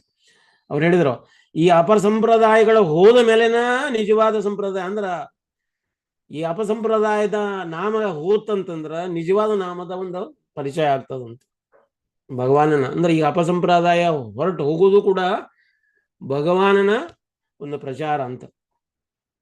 ಯಾವಾಗ ಅಪಸಂಪ್ರದಾಯಗಳು ಹೋಗ್ತಾವು, ನಿಜವಾದ ಸಂಪ್ರದಾಯ ಅಂದ್ರೆ ನಿಜವಾದ ಭಗವಾನನ ನಾಮ ಗ್ಲೋರಿಫೈ ಆಗ್ಲಿರ್ತದೆ. ಹರೇ ಕೃಷ್ಣ ಕೃಷ್ಣ ಕೃಷ್ಣ ಹರೇ ಹರೇ, ಹರೇ ರಾಮ ರಾಮ ರಾಮ ಹರೇ ಹರೇ. ಭಕ್ತಿ ಸಿದ್ಧಾಂತ ಠಾಕೂರ್ ಅವರು ಇದನ್ನ ಈ ಪ್ರಚಾರ ಮಾಡ್ಬೇಕಾದ್ರೆ ಈ ನಮ್ಮ ಭಾರತ ದೇಶಾದ್ಯಂತ ಒಂದು 62 ಗೌಡಿ ಮಠಗಳನ್ನು ಸ್ಥಾಪನೆ ಮಾಡಿದ್ರು ಆ ಟೈಮ್ನಲ್ಲಿ. ಆ ಮಠಗಳನ್ನು ಸ್ಥಾಪನೆ ಮಾಡ್ಬೇಕಾದ್ರೆ ಮಾಡೋಕ್ಕಿಂತ ಮೊದಲು, ಇದು ಪ್ರಚಾರ ಮಾಡೋಕ್ಕಿಂತ ಮೊದಲು 10 ವರ್ಷ ಸತತ ಸಾಧನೆ ಮಾಡಿದ್ರು. ಎಂತ ದೊಡ್ಡ ಸಾಧನ ಅಂತಂದ್ರೆ 10 ವರ್ಷ ತನಕ ಅವರು ದಿನಂಪ್ರತಿ 192 ರೌಂಡ್ ಜಪ ಮಾಡ್ತಾ ಇದ್ರು. 192 ರೌಂಡ್ಸ್ ಎವ್ರಿ ಡೇ ಜಪ ಮಾಡೋದು. ಜಪ ಮಾಡ್ಬೇಕಾದ್ರೆ ಮತ್ತೆ ಆ ದಿನ ಏನ್ ತಿಂತಿದ್ರು ಅಂದ್ರೆ ಅನ್ನನ ಕೆಳಗಡೆ ಹಾಕ್ತಾ ಇದ್ರು. ನಾಯಿ ಯಾವ ರೀತಿ ತಿಂತತೆ ಆ ರೀತಿ ತಿನ್ನೋದು. ಒನ್ ಟೈಮ್ ಹಿಂಗ್ ಬಾಯಿಗೆ ಎಷ್ಟು ಸಿಗ್ತದೆ ಆಹಾರ ಅದು ಒಂದಷ್ಟು ಅಷ್ಟ ತಿನ್ನೋದು. ಅವತ್ತಿನ ಮುಗಿತದು, ಮತ್ತೆ ಉಳಿದು ತಿನ್ನೋಂಗಿಲ್ಲ. ಹಿಂಗ 10 ವರ್ಷ ತನ ಅವ್ರು ನೋಡ್ಬೇಕಾದ್ರೆ ಒಂದು ನಮೂನಿ ನಡೆದಾಡುವಂತ ಒಂದು ಶರೀರ ಕಣ್ಣ ಕಾಣ್ತಿದ್ರು. ದಾಡಿ ಎಲ್ಲ ಬಿಡ್ಕೊಂಡಿದ್ರು. ಕಣ್ಣಿನಿಂದ ನೀರು ಧಾರಾಕಾರವಾಗಿ ಹರಿತಾ ಇತ್ತು. ಗೌರ್ ನಿತಾಯಿ ಗೌರಾಂಗ ಅಂತ ಗಂಗಾ ನದಿಯ ದಂಡಿ ಮೇಲೆ ಅವರು ಜಪ ಮಾಡ್ತಾ ಇದ್ರು. ಮಾಡ್ಬೇಕಾದ್ರೆ ಕುಂಜ ಬಿಹಾರಿ ಪ್ರಭು ಅಂತ ಒಬ್ರು ಬಂದ್ರು. ಅವ್ರು ಬಂದು ಕೇಳ್ತಾ ಇದ್ರು, ನಾನು ಮಹಾಪ್ರಭುಗಳ ಸಂದೇಶವನ್ನ ಪ್ರಸಾರ ಮಾಡ್ಬೇಕನ್ನುವಂತ ಹುರುಪೈತಿ, ಉತ್ಸಾಹ ಐತಿ. ಯಾರಾದ್ರೂ ನಮಗ ಗೈಡ್ ಮಾಡ್ಲಿಕ್ಕೆ ಅಥವಾ ಯಾರಾದ್ರೂ ಭಕ್ತರು ಸಿಗ್ತಾರ ಅನ್ನೋದು. ಅವ್ರು ಹೇಳಿದ್ರಂತೆ, ಒಬ್ರಿದ್ದಾರೆ, ಅವ್ರ ಹೆಸರು ಏನು ಶ್ರೀ ವಾರ್ಷ ಭಾನುದೇವಿ ದೈತಾದಾಸ್ ಅಂತ ಇದ್ದಾರೆ. ಅವು ಎಲ್ಲಿದೆ ಅಡ್ರೆಸ್? ಅವ್ರಿಗೆ ಯಾವುದೇ ರೀತಿ ಅಡ್ರೆಸ್ ಇಲ್ಲ, ಯಾವುದೇ ಮನೆಯಲ್ಲಿ ಇರ್ತಾರ ಅಂತಲ್ಲ. ನೀವು ಹೋಗಿ ಗಂಗಾ ನದಿಯ ತಟದಲ್ಲಿ ಸಿಗ್ಬಹುದು. ಗಂಗಾ ನದಿಯ ತಟದಲ್ಲಿ ಹೋಗಿ ಹುಡುಕ್ಲಿಕ್ಕೆ 1 ದಿನ ನೋಡಿದ್ರೆ, 2 ದಿನ ನೋಡಿದ್ರೆ, 3 ದಿನ ನೋಡಿದ್ರೆ ಸಿಗ್ತಾನೆ ಇಲ್ಲ. 4ನೇ ದಿನಕ್ಕೆ ಒಬ್ಬ ವ್ಯಕ್ತಿ ಪೂರಾ ದಾಡಿ ಬಿಟ್ಕೊಂಡು ಕೈಯಲ್ಲಿ ಮಾಲೆ ಹಿಡ್ಕೊಂಡಿದ್ದಾರೆ, ಬರೀ ಒಂದು ಲುಂಗಿ ಇಟ್ಕೊಂಡಿದ್ದಾರೆ, ಬರೀ ಮೈಲಿದ್ದಾರೆ. ಜಪ ಮಾಡ್ತಾ ಅಳ್ತಾ ಬಂದ್ರು. ಅವ್ರು ಹೋಗಿ ಅವ್ರು ಹೇಳಿದ ಲಕ್ಷಣಗಳೆಲ್ಲ ಇವರಲ್ಲಿ ಕಾಣ್ತಾ ಇದ್ದವು ಅಂತ ಹೋಗಿ ಉದ್ದೋಗ ನಮಸ್ಕಾರ ಮಾಡಿದ್ರು. ಯಾರಪ್ಪ ನೀನು ಅಂದ್ರು. ಅವ್ರು ಹೇಳಿದ್ರು, ಕುಂಜ ಬಿಹಾರಿ ಅಂತ ನನ್ನ ಹೆಸರು.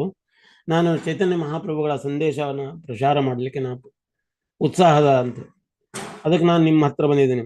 ಹಾಗಾದ್ರೆ ನೀನು ನಾಳೆ ಬಾ, ಈ ಈ ಅಡ್ರೆಸ್ಗೆ ನಾಳೆ ಬಾ ಅಂದ್ರೆ ಹೋದ್ರು. ಮಾರನೇ ದಿನ ಅಡ್ರೆಸ್ನಲ್ಲಿ ಹೋಗಿ ನೋಡಿದ್ರೆ ಇವರೆಲ್ಲ ಕ್ಲೀನ್ ಶೇವ್ ಮಾಡ್ಕೊಂಡಿದ್ರು, ಎಲ್ಲ ಕೂದಲ ತಗೊಂಡಿದ್ರು, ಶಾಪ್ರನ್ ಡ್ರೆಸ್ ಹಾಕೊಂಡಿದ್ರು. ಶಾಪ್ರನ್ ಡ್ರೆಸ್ ನಲ್ಲಿ ಧೋತಿಯಲ್ಲಿ ನಿಂತ್ಕೊಂಡಿದ್ರು. ಗೌಡಿ ಸಂಪ್ರದಾಯದೊಳಗೆ ಬಿಳಿ ಧೋತಿ ಹಾಕೊಳ್ತಾರ, ಅವರೆಲ್ಲ ಪರಮಹಂಸ ಭಾವದಲ್ಲಿ ಅದರಂತ. ಅದನ್ನೆಲ್ಲ ತ್ಯಾಗ ಮಾಡಿ ಅವ್ರು ಹೇಳ್ತಾರೆ, ನಾವು ವರ್ಣಾಶ್ರಮ ಧರ್ಮದಲ್ಲಿ ಸನ್ಯಾಸ ಧರ್ಮದೊಳಗೆ ನಾವಿದೀವಿ, ಈ ಶಾಪ್ರನ್ ಡ್ರೆಸ್ನೊಳಗಂತ. ಅದನ್ನ ಅಲ್ಲಿಂದ ಅವ್ರು ಪ್ರಚಾರ ಮಾಡ್ಲಿಕ್ಕೆ. ಮುಂದ ಗೌರ್ ಕಿಶೋರ್ ಬಾಬಾಜಿ ಫೋಟೋ ಮುಂದ್ಗಡೆಯಿಂದ 1918ರಲ್ಲಿ ಸನ್ಯಾಸ ದಂಡ ಸ್ವೀಕಾರ ಮಾಡ್ತಾರೆ. ಅವ್ರ ಹೆಸರಿಗೆ ಮೊದಲು ಏನಿತ್ತು, ಸಿದ್ಧಾಂತ, ಶ್ರೀ ಸಿದ್ಧಾಂತ ಸರಸ್ವತಿ ಠಾಕೂರ್ ಅಂತ ಇತ್ತು. ಸಿದ್ಧಾಂತ ಠಾಕೂರ್ಕ್ಕಿಂತ ಅದು ಶ್ರೀ ನಂತರ ಭಕ್ತಿಯನ್ನು ಜೋಡಿಸಿಕೊಂಡು ಶ್ರೀ ಭಕ್ತಿ ಸಿದ್ಧಾಂತ ಸರಸ್ವತಿ ಠಾಕೂರ್, ಅದು ಸನ್ಯಾಸನಾಮ ಆತವ್ರದ್ದು. ಆ ಸನ್ಯಾಸನಾಮದಿಂದ ಇಡೀ ನಮ್ಮ ಭಾರತದ ತುಂಬ 62 ಮಠಗಳನ್ನು ಸ್ಥಾಪನೆ ಮಾಡಿದ್ರು, ಪ್ರಚಾರ ಮಾಡಿದ್ರು. ಹಿಂಗ ಇಂಗ್ಲೆಂಡಿಗೂ ಕೂಡ ಅವರು 2 ಶಿಷ್ಯರನ್ನು ಕಳಿಸಿದ್ರು ಇದನ್ನ ಇಂಗ್ಲಿಷ್ನಲ್ಲಿ ಪ್ರಚಾರ ಮಾಡಲಿಕ್ಕೆ. ನಂತರ ಪ್ರಭುಪಾದವರು ಅವ್ರನ್ನ ಭೇಟಿ ಆಗ್ಲಿಕ್ಕೆ ಹೋದಾಗ ಪ್ರಭುಪಾದವ್ರನ್ನ ದಂಡವಾತ ನಮಸ್ಕಾರ ಮಾಡಿ ಮ್ಯಾಕ್ ಹೇಳ್ಬೇಕಾದಾಗ ಹೇಳಿದ್ರಂತೆ, ನೀವೆಲ್ಲ ಇಂಗ್ಲಿಷ್ ಮಾತಾಡ್ತಾ ಇದ್ದೀರಿ, ಒಳ್ಳೆ ರೀತಿ ಇಂಗ್ಲಿಷ್ ಮಾತಾಡ್ತಾರೆ, ಇಂಗ್ಲಿಷ್ ಮಾತಾಡೋರಿಗೆ ಈ ನಾಲೆಜ್ ಅನ್ನ ಪ್ರಚಾರ ಮಾಡ್ರಿ ನೀವು ಅಂತ. ಆಮೇಲೆ ಮತ್ತೊಮ್ಮೆ ರಾಧಾಕುಂಡದಲ್ಲಿ ಅವರ ಪ್ರಭುಪಾದವ್ರ ಗೆಳೆಯರ ಜೊತೆಗೆ ಹೋದಾಗ ಅಲ್ಲೇ ಭಕ್ತಿ ಶ್ರೀರಾಮ್ ಠಾಕೂರ್ ಅವರು ಸಿಕ್ಕಿದ್ರು. ಭಕ್ತಿ ಶ್ರೀರಾಮ್ ಠಾಕೂರ್ ಅವರು ನೇರವಾಗಿ ಹೇಳ್ತಾರೆ ಪ್ರಭುಪಾದವ್ರು, ನೀವು ಯಾಕೆ ಪ್ರಚಾರ ಮಾಡಬಾರ್ದು, ನಿಮ್ಗೆಲ್ಲ ಗೊತ್ತಿದೆ, ಯಾಕೆ ಮಾಡಬಾರ್ದು ನೀವು ಅಂತ. ಅವ್ರು ಹೇಳಿದ್ರೆ, ಪ್ರಭುಪಾದವ್ರು ಹೇಳ್ತಾರೆ, ನನಗೆ ಈಗ ಮದುವೆ ಆಗಿದೆ, ನನಗೊಂದು ಮಗುನೂ ಹೋದ, ನಾನು ಇದನ್ನ ನನ್ನ ಜವಾಬ್ದಾರಿನೆಲ್ಲ ಬಿಟ್ಟು ನಾನು ಯಾಕೆ ಇದನ್ನ ಸನ್ಯಾಸ ಸ್ವೀಕಾರ ಮಾಡ್ಲಿಕ್ಕೆ ಆಗ್ತದೆ ಅಂತ ಹೇಳಿದಾರಂತೆ. ಪ್ರಭುಪಾದವ್ರು ನಗ್ತಾ ಹೇಳ್ತಾ ಇದ್ದಾರೆ, ಅವತ್ತು ನಾನು ಏನಾದ್ರು ಜಾಯಿನ್ ಆಗಿದ್ರೆ ಎಷ್ಟೊಂದು ಒಳ್ಳೇದಾಗಿರ್ತಿತ್ತು ಅಂತ. ಪ್ರಭುಪಾದವರು ಅದನ್ನ ಒಪ್ಕೊಳ್ಳಿಲ್ಲ. ಅಲ್ಲಿ ಅದಾದ್ಮೇಲೆ ಅವರ 72ನೇ ವಯಸ್ಸಿನೊಳಗೆ ಅನೇಕ ಬಾರಿ ಪ್ರಭುಪಾದವರಿಗೆ ಭಕ್ತಿ ಶ್ರೀರಾಮ್ ಠಾಕೂರ್ ಅವರು ಕನಸಿನಲ್ಲಿ ಬಂದು ಹೇಳಿದ್ರಂತೆ, ಈ ಸನ್ಯಾಸ ಸ್ವೀಕಾರ ಮಾಡೋ, ಸನ್ಯಾಸ ತಗೊಂಡು. ಅವಾಗ ಪ್ರಭುಪಾದವರು ಒಪ್ಪಿಕೊಂಡು ಅವರು ಏನಂತೆ ಸನ್ಯಾಸ ಸ್ವೀಕಾರ ಮಾಡ್ತಾರೆ. ಪ್ರಭುಪಾದವರು ಅಮೆರಿಕಕ್ಕೆ ಹೋಗಿ ಈ ನಾಲೆಜನ್ನು ಪ್ರಚಾರ ಮಾಡ್ತಾರೆ. ಇಷ್ಟೆಲ್ಲ ಪ್ರಚಾರ ಆದ್ಮೇಲೆ ನೋಡಿ, ಭಕ್ತಿ ಸಿದ್ಧಾಂತ ಠಾಕೂರ್ ಅವರು ಭಕ್ತಿ ಸಿದ್ಧಾಂತ ಠಾಕೂರ್ ಅವರೇ ಹೇಳ್ತಾರೆ, ಗೌರ್ ಕಿಶೋರ್ ಬಾಬಾಜಿ ಅವ್ರು ಹೇಳ್ತಾರೆ ಏನಂತಂದ್ರೆ, ನೀನು ಕಲ್ಕತ್ತಕ್ಕೆ ಹೋಗಬೇಡ, ಕಲ್ಕತ್ತಕ್ಕೆ ಹೋಗಂಗಿಲ್ಲ, ಅನೇಕ ಶಿಷ್ಯರನ್ನು ಸ್ವೀಕಾರ ಮಾಡಬೇಡ ಅಂತ ಹೇಳಿದ್ದಾರೆ. ನೀವು ನೋಡಿದ್ರೆ ಎಷ್ಟೊಂದು ಸಾವಿರ ಮಂದಿ ಶಿಷ್ಯರನ್ನೆಲ್ಲ ಸ್ವೀಕಾರ ಮಾಡ್ತಿದ್ರಿ, ಇದು ಹೇಗೆ ಅದಂತ. ಅವ್ರು ಹೇಳ್ತಾರೆ, ನಾನು ಸಾವಿರ ಶಿಷ್ಯರನ್ನ ಸ್ವೀಕಾರ ಮಾಡೋದು ನನ್ನ ಹೆಸರಿನಲ್ಲ, ಗೌರ್ ಕಿಶೋರ್ ಬಾಬಾಜಿ ಅವರ ಹೆಸರಿನಲ್ಲಿ, ನನ್ನ ಗುರು ಮಹಾರಾಜರ ಹೆಸರಿನಲ್ಲಿ ಸ್ವೀಕಾರ ಆಗ್ತದೆ. ಕಲ್ಕತ್ತಕ್ಕೆ ಹೋಗಬೇಡಿ, ಅದು ಮಾಯಾನಗರಿ ಅಂತ ಹೇಳಿದಾರೆ. ಅಂತಂದ್ರೆ ನೀವು ಕಲ್ಕತ್ತಕ್ಕೆ ಹೋಗಿ ಬರ್ತೀರಾ ಅಂತ ಕೇಳ್ತಿದ್ದೀರಿ. ನಾನು ಹೋಗ್ತಾ ಇರೋದು ನನ್ನ ಮಂದಿರ, ಕಲ್ಕತ್ತಾದಲ್ಲಿರುವಂತ ನನ್ನ ಮಂದಿರಕ್ಕೆ ಹೋಗಿ ಬರ್ತಾ ಇದ್ದೇನೆ. ನನ್ನ ಮಂದಿರ ವೈಕುಂಠ ಅದ, ನಾನು ವೈಕುಂಠಕ್ಕೆ ಹೋಗಿ ಮತ್ತೆ ವೈಕುಂಠಕ್ಕೆ ಬರ್ತಾ ಇದ್ದೇನೆ, ನಾ ಇಲ್ಲೇ ಮಾಯಾನಗರಿಗೆ ಹೋಗ್ತಾ ಇದ್ದೇನೆ ಅಂತ. ಅಂದ್ರ ಅವ್ರ ಪ್ರಭುಪಾದವ್ರು ಹೇಳ್ತಾರೆ, ಭಕ್ತಿ ಶ್ರೀರಾಮ್ ಠಾಕೂರ್ ಅವರು, ನಾನು ಒಂದು ರೀತಿ ಬೋಟಿನಲ್ಲಿರುವ ಇಂಜಿನ್ ನಡೆಸುವಂತ ಏನೈತಲ್ಲ, ಗೌರ್ ಕಿಶೋರ್ ಬಾಬಾಜಿ ಅವರು ಜಪ ಮಾಡ್ತಾರೆ, ಆ ಶಕ್ತಿಯನ್ನು ನನಗೆ ಕೊಡ್ತಾ ಇದ್ದಾರೆ, ಅವ್ರ ಶಕ್ತಿ ಮೂಲಕ ಈ ಬೋಟನ್ನು ನಡೆಸ್ತಾ ಇದ್ದೀನಿ. ಅಲ್ಟಿಮೇಟ್ ಗೌರ್ ಕಿಶೋರ್ ಬಾಬಾಜಿ. ಇದು ಏನೆಲ್ಲ ಕ್ರೆಡಿಟ್ ಸಿಗ್ತದ ಅದು ಗುರು ಮಹಾರಾಜ ಸೇರಬೇಕು. ಅದನ್ನ ಪ್ರಭುಪಾದವರು ಕೂಡ ಪ್ರತಿಯೊಂದು ಕ್ಷಣದಲ್ಲಿ ಕೂಡ, ಪ್ರತಿಯೊಂದು ಪ್ರಸಂಗದಲ್ಲಿ ಕೂಡ ಏನ್ ಮಾಡ್ತಾ ಇದ್ದಾರೆ, ಅದನ್ನ ಆ ಕ್ರೆಡಿಟ್ ಅನ್ನ ಭಕ್ತಿ ಸಿದ್ಧಾಂತ ಠಾಕೂರ್ ಅವರು ಕೊಡ್ತಾ ಇದ್ದಾರೆ. ಆದ್ದರಿಂದ ಈಗ ನಮಗೆ ರೀಸೆಂಟ್ಲಿ ಭಕ್ತಿ ಸಿದ್ಧಾಂತ ಠಾಕೂರ್ ಅವರ 2 ದಿನ ಮೊದಲು ಅವರ ಆವಿರ್ಭಾವ ದಿನ ಹೋಯ್ತು. ಅದನ್ನ ಅವತ್ತ ಮಾಡ್ಬೇಕಾಯ್ತು. ಈ ಕ್ಲಾಸನ್ನು ಮಾಡ್ಲಿಕ್ಕೆ ನಮಗೆ ಟೈಮ್ ಇರಲಿಲ್ಲ. ಸಂಡೇ ಸಿಕ್ಕಿತು ಈ ಚಾನ್ಸ್ ನಿಮ್ಮೆಲ್ಲರ ಸೇವೆ ಮಾಡಲಿಕ್ಕೆ. ದಯವಿಟ್ಟು ಈ ವಿಷಯದಲ್ಲಿ ನಿಮ್ಮ ಟೀಕೆ ಟಿಪ್ಪಣಿಗಳಿದ್ರೆ ಹೇಳ್ಬೋದು, ಪ್ರಶ್ನೆಗಳಿದ್ರೆ ಕೇಳ್ಬೋದು. ಹರೇ ಕೃಷ್ಣ. ಹರೇ ಕೃಷ್ಣ. ಕೇಳ್ತಾ ಇದೆಯಲ್ಲಮ್ಮ ನಿಮ್ಮ ಎಲ್ಲರಿಗೂ?